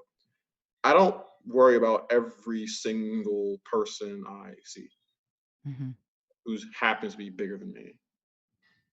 And I would tell my female friends who want men to relate, I say, if you want men to understand what it's like to worry about catcalling, don't have women catcall them. Get the biggest, most jacked man you could find and have him catcall at him. And ask him how he feels. I'll bet money he feels scared. And I feel like a lot of men don't know that. I think we don't think of it. We don't really, it doesn't process for us because there's a privilege there. We're the bigger, physically stronger, usually anyway. I mean, I don't want to make generalizations, but usually bigger and stronger. So we don't worry about that so much. And that's a privilege in itself. It's interesting When you say that, the thing that came to my mind was it is a privilege, and somewhere in there, there is I don't know how to say it without overgeneralizing, but I'm going to say it anyway. I feel like there's the opportunity to to be a protector, to be a caregiver, and that being the benefit that's wrought by being physically bigger and more able in that way.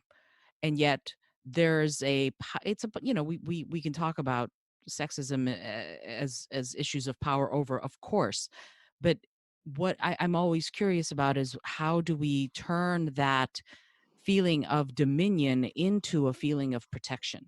What would we need to do in order to make that happen? And I would love to ask you specifically what your thoughts are, and additionally to talk about that with respect to your books, Sure. because you did a double whammy. Not only are your protagonists people of color, but they're women of color. So Yes. you went sort of to the nth degree there and created people who have, characters who have challenges by virtue of being who they are, but also gave them super intelligence and super or heightened intelligence and heightened physical prowess to be who they are, regardless of those other situations or ideas that are going on with respect to racism and sexism. I know it's a big loaded question, but I'd love to Yeah. know your thoughts. So with the protection thing, it's interesting you mentioned that because when I was growing up, I I think maybe it's because of the men in my family kind of led this by example. Being a protector was common sense to me. Now, granted, when I was a kid, I was not physically able to be much of a protector. I was very, very thin and not very strong.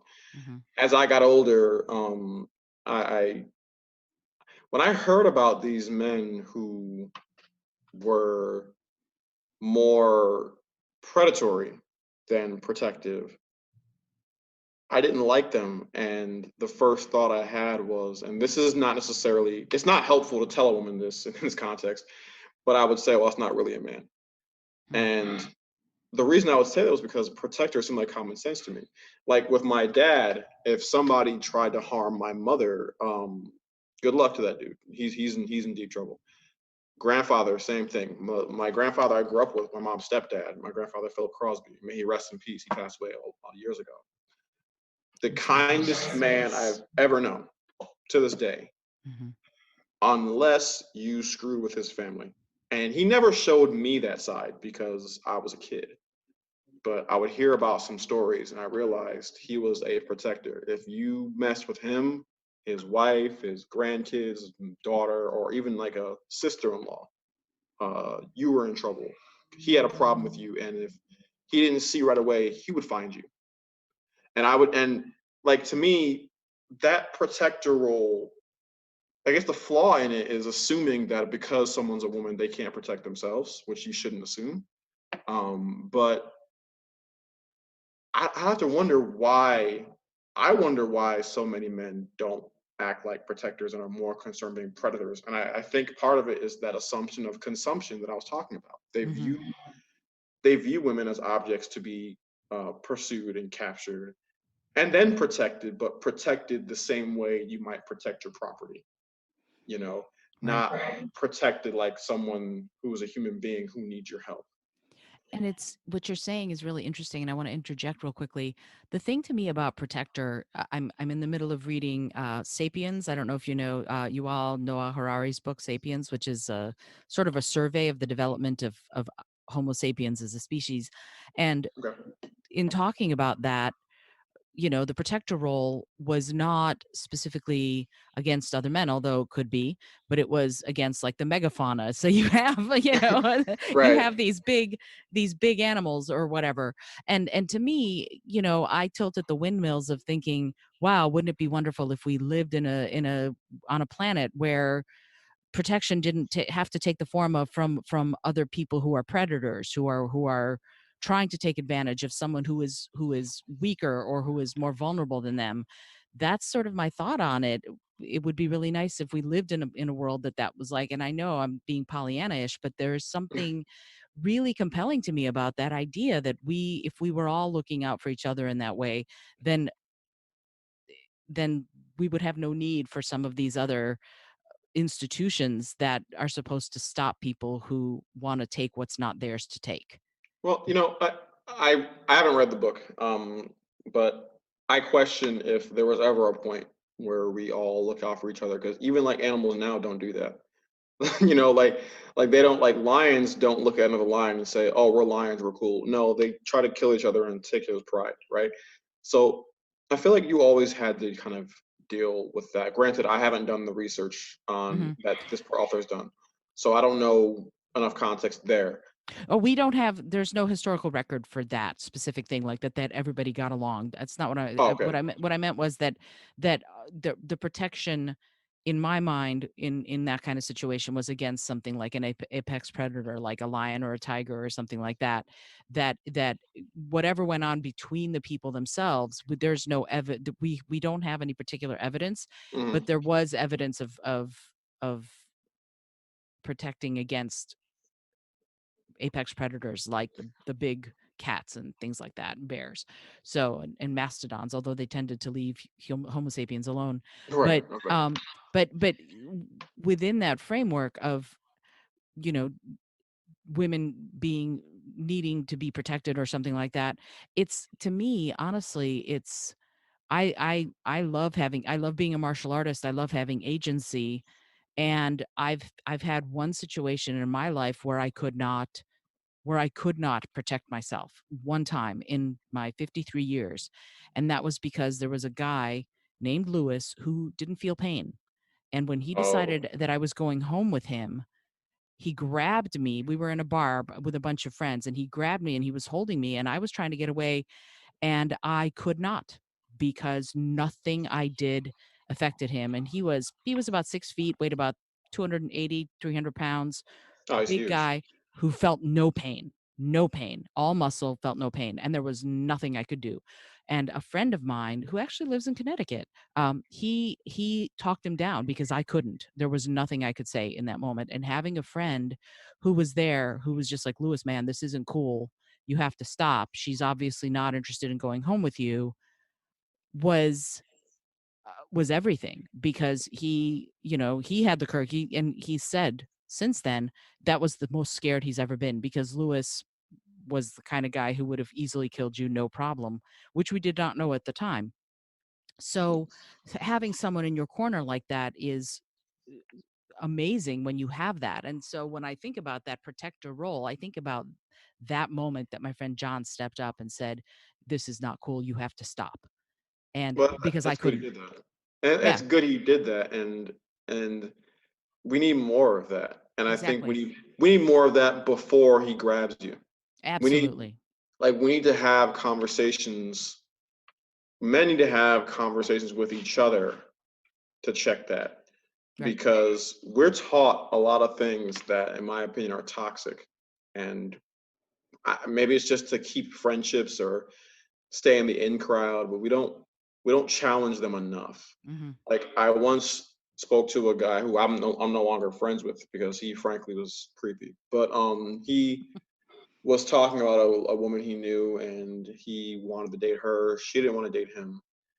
And he said, "Well, she doesn't know what she wants, so I'm deciding this." And I told him, I said, "Well, let's assume, first of all, she probably does.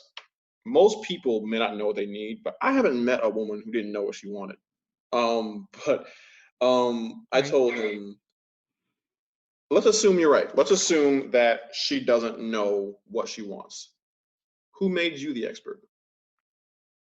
Why are you the one who gets to decide what she wants? Don't you think that's sexist? Like, why are you the one? And he actually sat there and said, "Huh, I didn't realize that." Yeah, like, why are you the one who decides? Because you know what? At the end of the day, if she doesn't want you and she doesn't know what she wants, it's none of your business. It's Right. not. It's not up to you to decide. She'll have to figure that out on her own without you.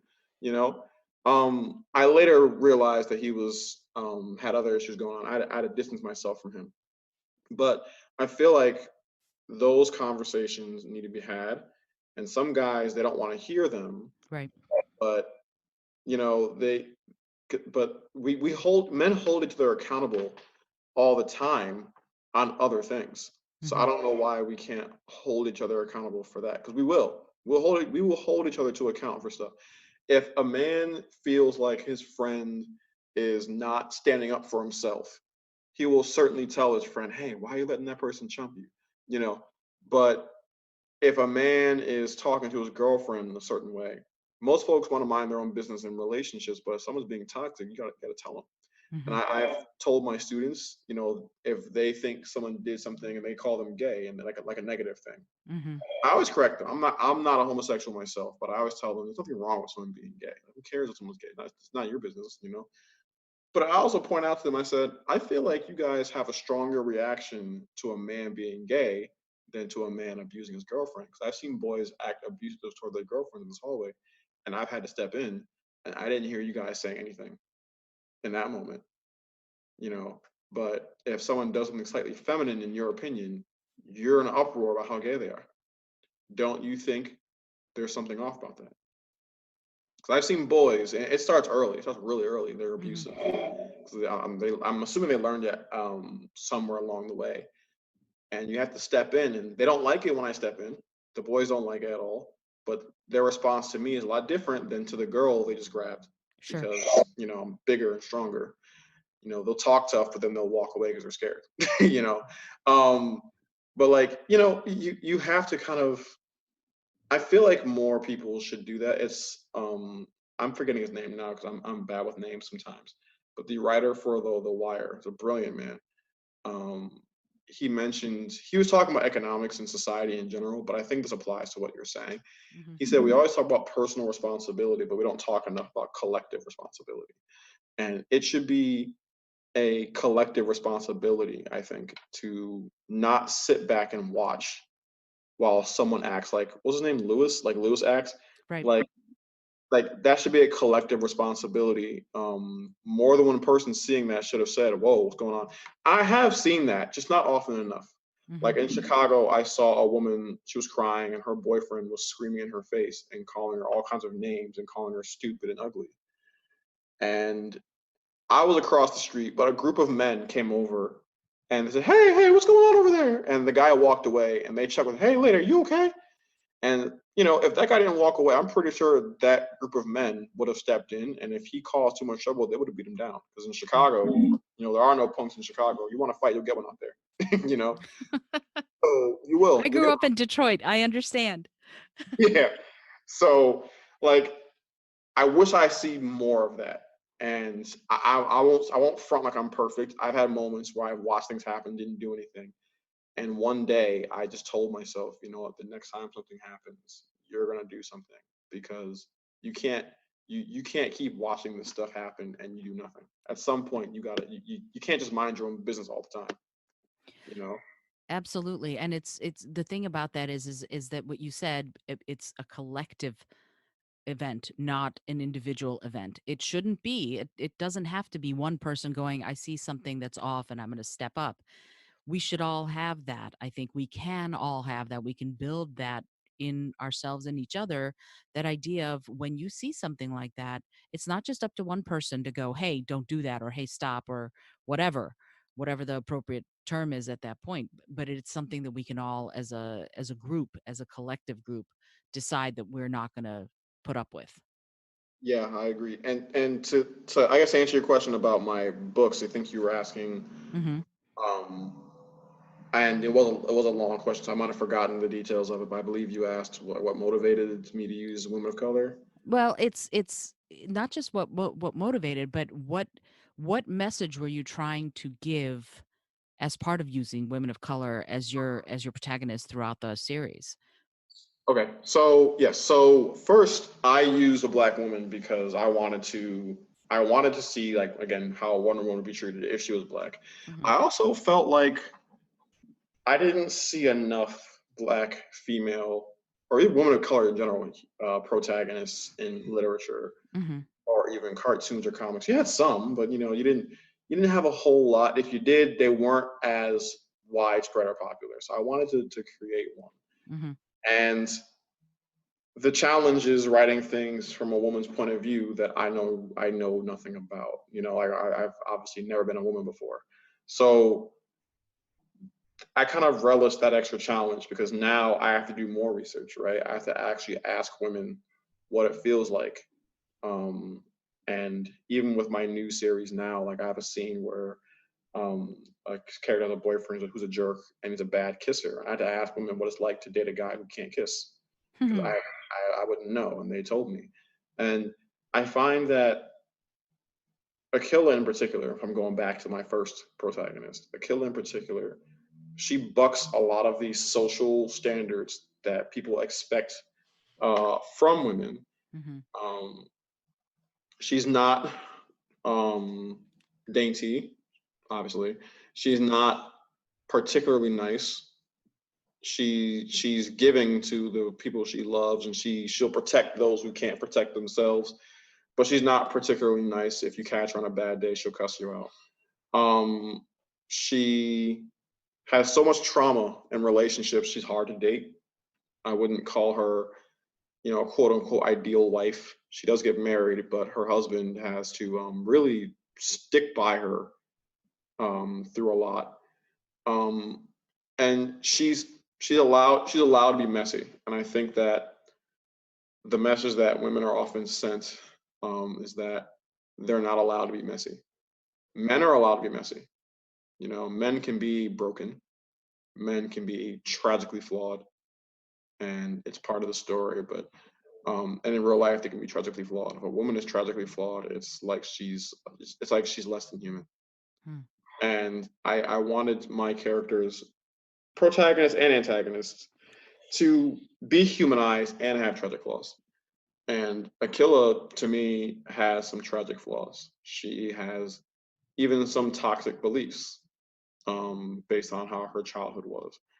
And I didn't want to just let a guy be the one who gets to be that and still be a likable character. I think that should be allowed for women too. I mean, with Wonder Woman, I don't always, well, with later versions, I think you might see it, but I don't always see like a tragic flaw with Wonder Woman. Even the way Wonder Woman's often drawn looks like a fitness model, not necessarily a warrior on a battlefield. Right. You look at people who are trained martial artists, like you mentioned, or boxers or fighters, they don't look like Wonder Woman. Um, she looks like she is genetically created to be appealing, to be strong, but still appealing to the male eye. Mm-hmm. There's no fighting benefit to giving her the tremendous breasts they always manage to give her in every single comic book. That's appealing to the male eye. And I have my covers with Akila Johnson. If you notice, nothing I really make for her is revealing. And not that revealing is wrong. If you want to be revealing, you can. Um, but I don't design her to be appealing to the male eye. Well, and also as a warrior, I've always wondered how a bikini makes for a good armor. So Right, it doesn't. Right, it doesn't. exactly, exactly. It doesn't. It doesn't work. They're not. Neither do high-heeled boots. Like you're not Right. going to rush into battle with heels on, or out hope. I, You know. absolutely. And I remember it's funny that you say that because I remember being struck by I do what I call cineparables and teleparables. I think in movies a lot and refer to movies a lot. In the second Batman movie with Michael Keaton, when Michelle Pfeiffer played Catwoman, Okay. I Yeah. remember she wore those very high heeled boots when she was walking. But the stunt woman, when she was doing some of the stunts, you could easily see she was wearing these flat boots. And I'm like, why Yep. couldn't Wonder Woman just wear flat boots? Because she's doing all, there's no way that you can do it in 5-inch heels. There's no way. Yeah. And so I remember being struck by that even all those years ago watching that. And this is going to sound a little weird and TMI maybe, but I'm going to say it anyway. So, uh, I have an issue with, and this goes to the idea of being uh, sort of for the male gaze or paying more attention to that than paying attention to being a warrior in the Wonder Woman movie, the one that just came out with Gal Gadot, there's a scene at which and in fact, it's one of the big pictures that they put up as sort of the tagline for the movie. It was always the poster. She's running towards you, and she's got her sword raised, and her armpits are shaved. And I thought to myself when I saw that why would the warrior women be shaving? Why would the Anything Amazons shave their armpits? And or anything. right. Why would they do that? Why? There is no reason. And I brought this up on Facebook actually and wrote a huge long thing about it because it doesn't make any sense to me. And there were people like, well, warriors shave that. No, the male warriors were not shaving their armpits. No. Never, never. And here's what's interesting about that. When you watch Black Panther, and there's a moment where you see I can't remember her name at the moment. She's the lead. She's the head of the guard, the King's Guard, and I forget her name. Okoye. Okoye. So you see her, and she's doing kind of the same thing. She's rushing forward, and she has not shaved her armpits. And I was like, yes, that is what a warrior would do. She would not spend her time shaving her legs and her armpits and whatever. She just wouldn't. That's not her concern. Her concern is staying in training, knowing how to fight, protecting her king, protecting Wakanda. That's her thing. And so I just remember thinking that uh the juxtaposition of those two moments in those two movies was telling.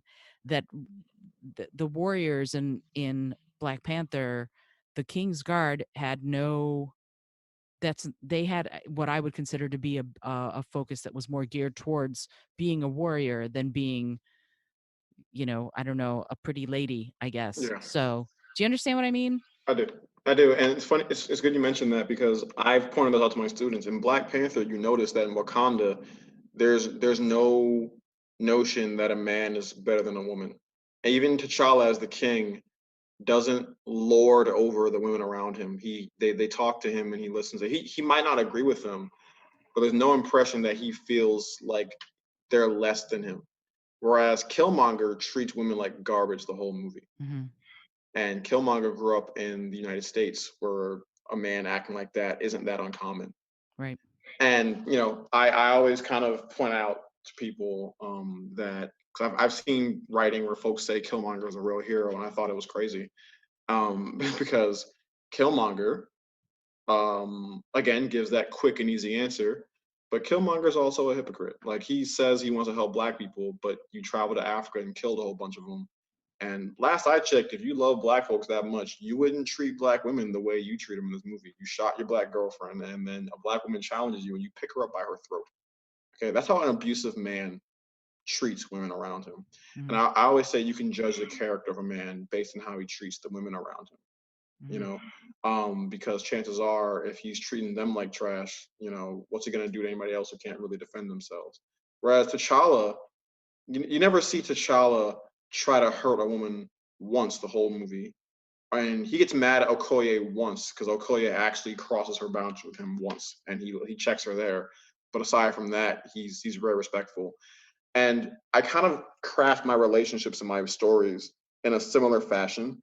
There are no men who are better than the women in my stories, except for the villains who think they are. Like Xerxes is a villain who has a really sick way of viewing women. He's really sexism embodied, and he starts off as a sex trafficker, and he has a whole cycle going where he has a whole like cartel, and he has a cover with charter schools that he starts in the U.S. and he funnels students from those charter schools into his cartel. Wow. And then he uses his wealth to actually buy private prison companies. So if they get locked up, they end up in his prisons. So he has a racket going, and he gains so much money that he essentially buys his way out of prison. He gets locked up eventually. A killer finds him. She wants to kill him, but she can't. The FBI gets there and they arrest him. And he essentially buys his way out of prison, and he buys his way into becoming the president. And when he becomes the president, he's obsessed with capturing Athena Johnson, the next protagonist. Mm-hmm. He wants her so bad that he starts a private military as president designed to capturing her. And they call them the Nephilim Task Force. And when you find out what his real goal is, he wants her DNA so he can use it. Again, this is the assumption of consumption. Mm-hmm. So he wants to use her DNA to modify his drug. And he offers for her to have his babies so that those babies will be the strongest warriors and they can take over the planet. And she shuts him down in pretty graphic fashion that I probably can't say here. But she tells him no. And she reminds him that the man she's with, David, is a much better man. And David makes considerably less money, but David's actually kind to her and actually cares about her. And Athena, to kind of flip that protector role on its head, Athena isn't used to protecting her boyfriends because they're normally regular human beings who can't fight like she can. Mm-hmm. And David's the first advanced human she's met who's not related to her, because all the advanced humans in the US are Ares' children at some point, so they're all related. So obviously they're not dating options. Athena meets David in South Africa, and that's when she realizes that there are advanced humans really around the world. Mm-hmm. And David's one in South Africa.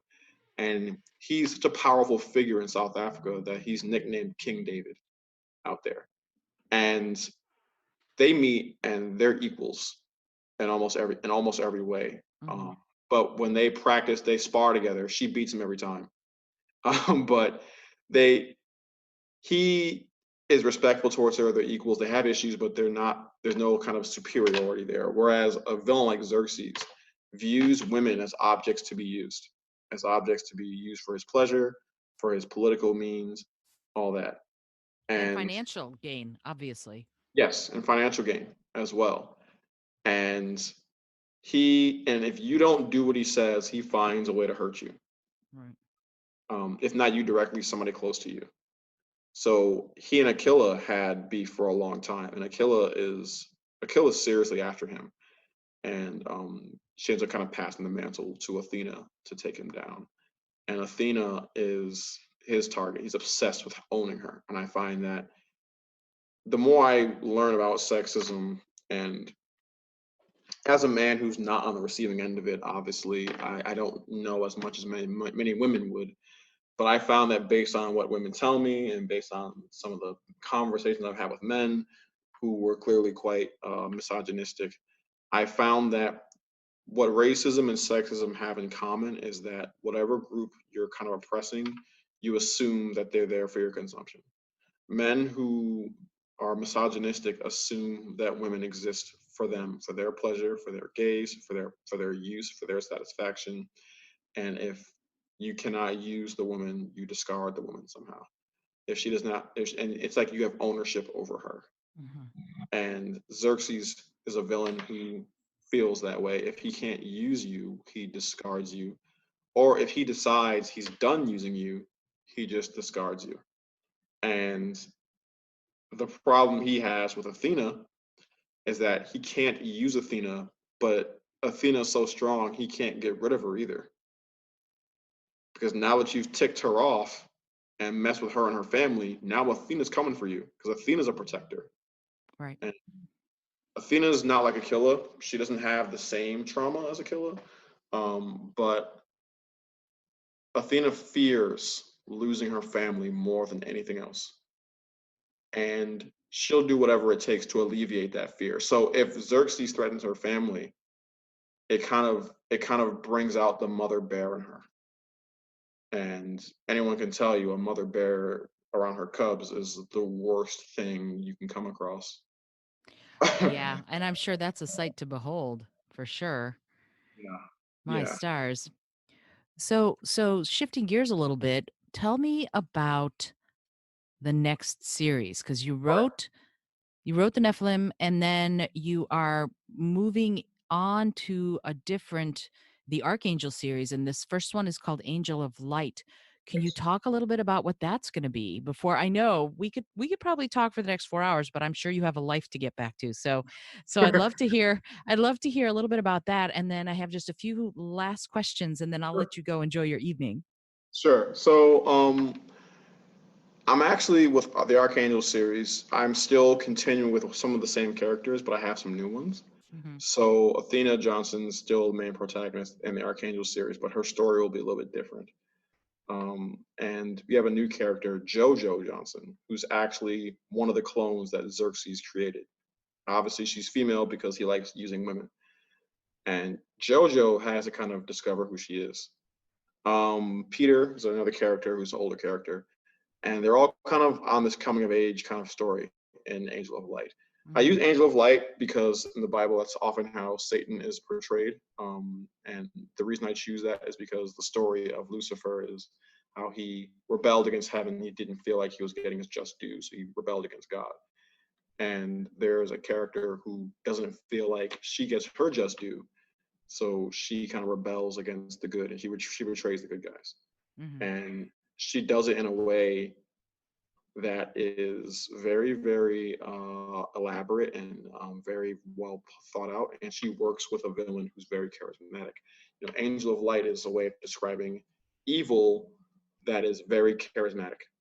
You know, I remember in church when I was a kid, the pastor at the time kind of joked and said, you know, chances are if you meet the devil isn't going to be this big, ugly, demon-looking thing. It's going to be the prettiest thing you ever saw. Right. Because otherwise, how else would he seduce you into doing what he says?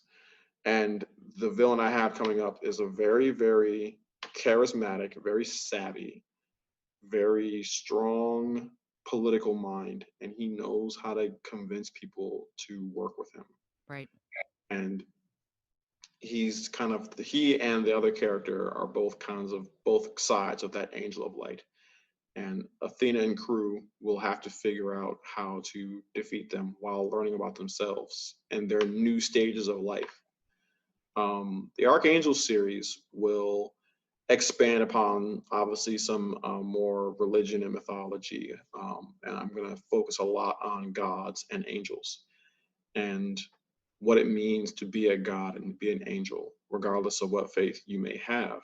Mm-hmm. I won't spoil the whole thing. I'll just say that the abilities that these characters had in the last series are going to be stronger because they're still learning about themselves as advanced humans. There's no school for it, so they have to learn on the fly, and they're still learning. Right. The more they learn, the more they realize they have more to learn. And Athena and JoJo in particular are going to be really good examples of that. So yeah, I mean, it's I'm working on it now. I'm in the editing process with Angel of Light, and then I'm currently already writing the next book, but that's not going to come out for a while. And it's a lot of fun to write. It's a lot of research to write, but it's good. I don't know when I'll stop using these characters. I know eventually I'll have to, but they're so much fun to use. Right. As long as the characters have stories to tell, you end up writing about them. I've written 2 fiction books, and the first the main character was named because when I wrote my first nonfiction book, we were talking about whether or not I should use a pen name because I have such an unusual name. And so my friend Eric suggested, you should use something. The book is a little new agey. You should use a kind of a new agey name. And I said, yeah, I could be Evening Star Songbottom. Ha ha ha. And then I thought about it and I went, Evening Star Songbottom. Who is this person? And that translated into the Fairy Godmother Diaries, which translated into book 1 and book 2. And I have book 3 in my head. And then I have book 4 and 5 that are planned out. And then I have sort of sideways novellas and other things. And it's just because I, off the cuff, said, I could call myself Evening Star Songbottom. And the characters are so much fun to write that I'm still finding ways that they fascinate me and that they have these stories to tell. So I totally know exactly what you're talking about there.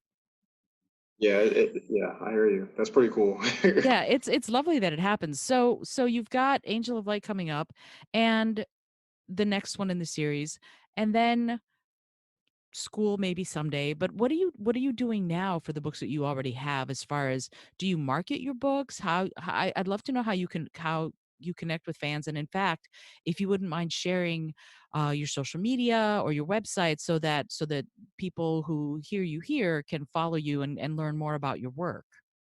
Yeah, so I normally do it on social media. I have the same name on my Instagram and Twitter. It's No Apologies 14, and No Apologies was a blog that I had a while ago. I took down. I'm gonna remake a website later on, so I don't have a website right now. Hmm. But I post a lot of teasers, especially on Instagram, Facebook as well. A lot of teasers. I make a lot of comparisons to like the stories that inspired my work, Hmm. and I ask people questions. I find that getting people involved in the work kind of keeps them engaged. So if you ask them, "Hey, who wants to be a character in my book?" They kind of respond to that. I have characters in Angel of Light who resemble people on my social media because they requested to be in the book. I love And it. yeah, and they wanted to be villains for some reason. I said, "You guys know how horrible my villains are?" They're like, "Yeah." I'm like, Okay, sure." Like, and they wanted to be them, so they were. I market, but I find the funny thing is I find that I've always sold better in person than online, and it's something I want to work on from this point forward, Uh-huh.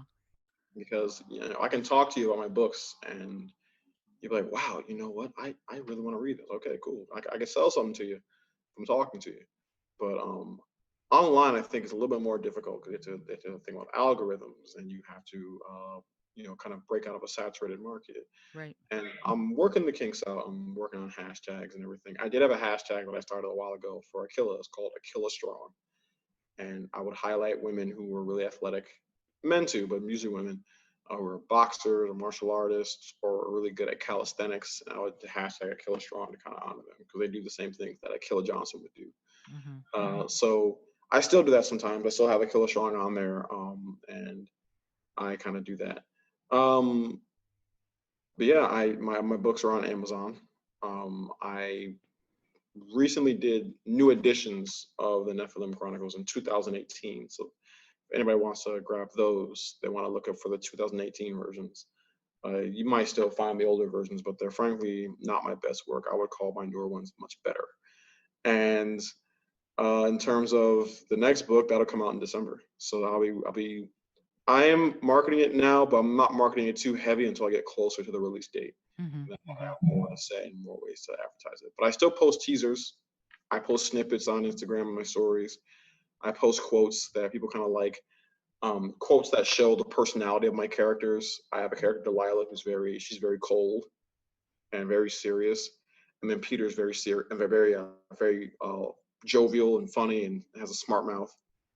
So like, there's a part, it's one of my favorites, where he in my next book where he's fighting a guy, and Peter basically tells him that he can't fight because he can't. The guy has no hand game, and the guy's like, "You saying I can't fight?" And Peter tells him, "I'm saying you swing like a baby hamster drowning in a bowl of milk." Oh my goodness.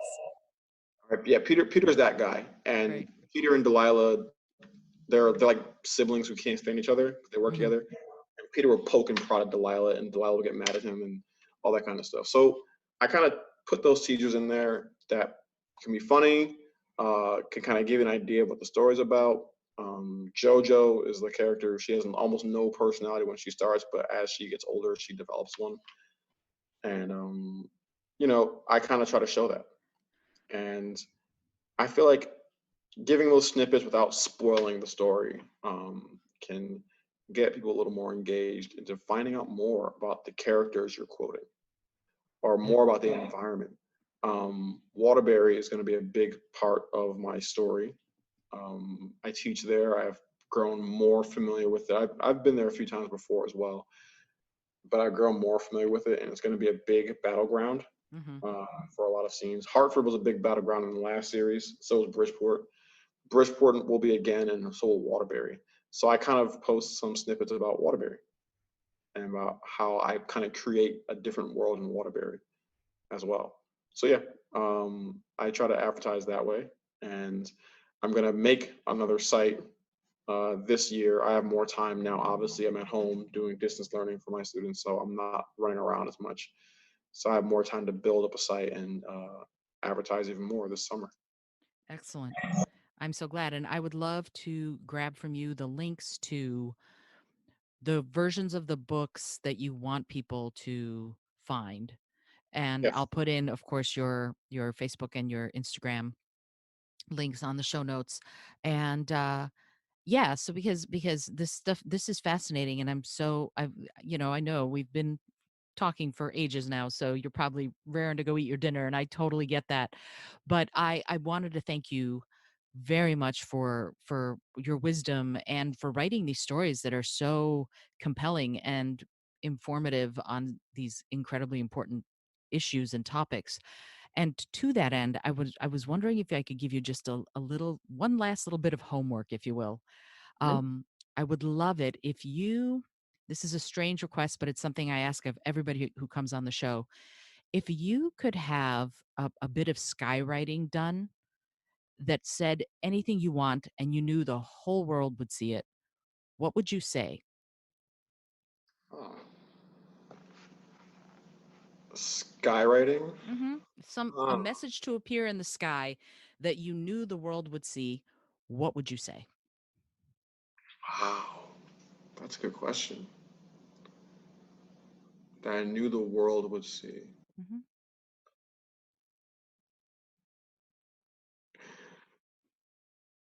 Okay, so I guess in tying in everything we've talked about and kind of what I believe about the human condition, if I could write this in the sky, I would say I would write whoever you're talking about, whoever you're looking at, whoever you're watching, that person is a human being too. And it's a long skywrite, but I feel like that's what's easy to forget. Even if you don't like the person, that person is human too. Yeah, that's, I think, you know what? It's our skywriting session. We can do what we want. And I think that's perfect. There we go. Well, Grant, thank you so much for joining me on the show. Folks, you heard it Um, here. There are going to be more books with these same compelling and exciting characters who are complicated and flawed, and heroes and anti-heroes and villains, and it's tales for the ages. So you need to get out and you need to read them. These are great books. So that is that. Grant, thank you again for joining me on the show. Thank you for having me. It was my pleasure, completely and entirely. My name again is Isolde Trachtenberg. I want to thank you for joining the Creative Mindset podcast. If you are liking what you hear, find Grant, follow his work, find the podcast, subscribe, tell your friends, leave a review, tell me what you're thinking, because this show has been shaped and is continuing to be shaped by what you're telling me. You've been saying you want more information on creatives and how they live their best lives. I'm bringing it to you every single week. So I hope that you do that. Keep talking, keep listening. Even more importantly, keep listening, keep being kind. This, once again, is Isolde Trachtenberg, and I will see you next time. Thanks so much for joining me today. I really appreciate you being here. Today's episode was produced by Isolde Trachtenberg and is copyright 2020. Today's music was Kevin MacLeod's Ave Marimba, brought to you by Creative Commons License 3.0, and Summer Fashion by Alexander Shamaluev. As always, please remember this is for educational and entertainment purposes only. Past performance does not guarantee future results, although we can always hope. Until next time, this is Isolde Trachtenberg, and I send you all of my love.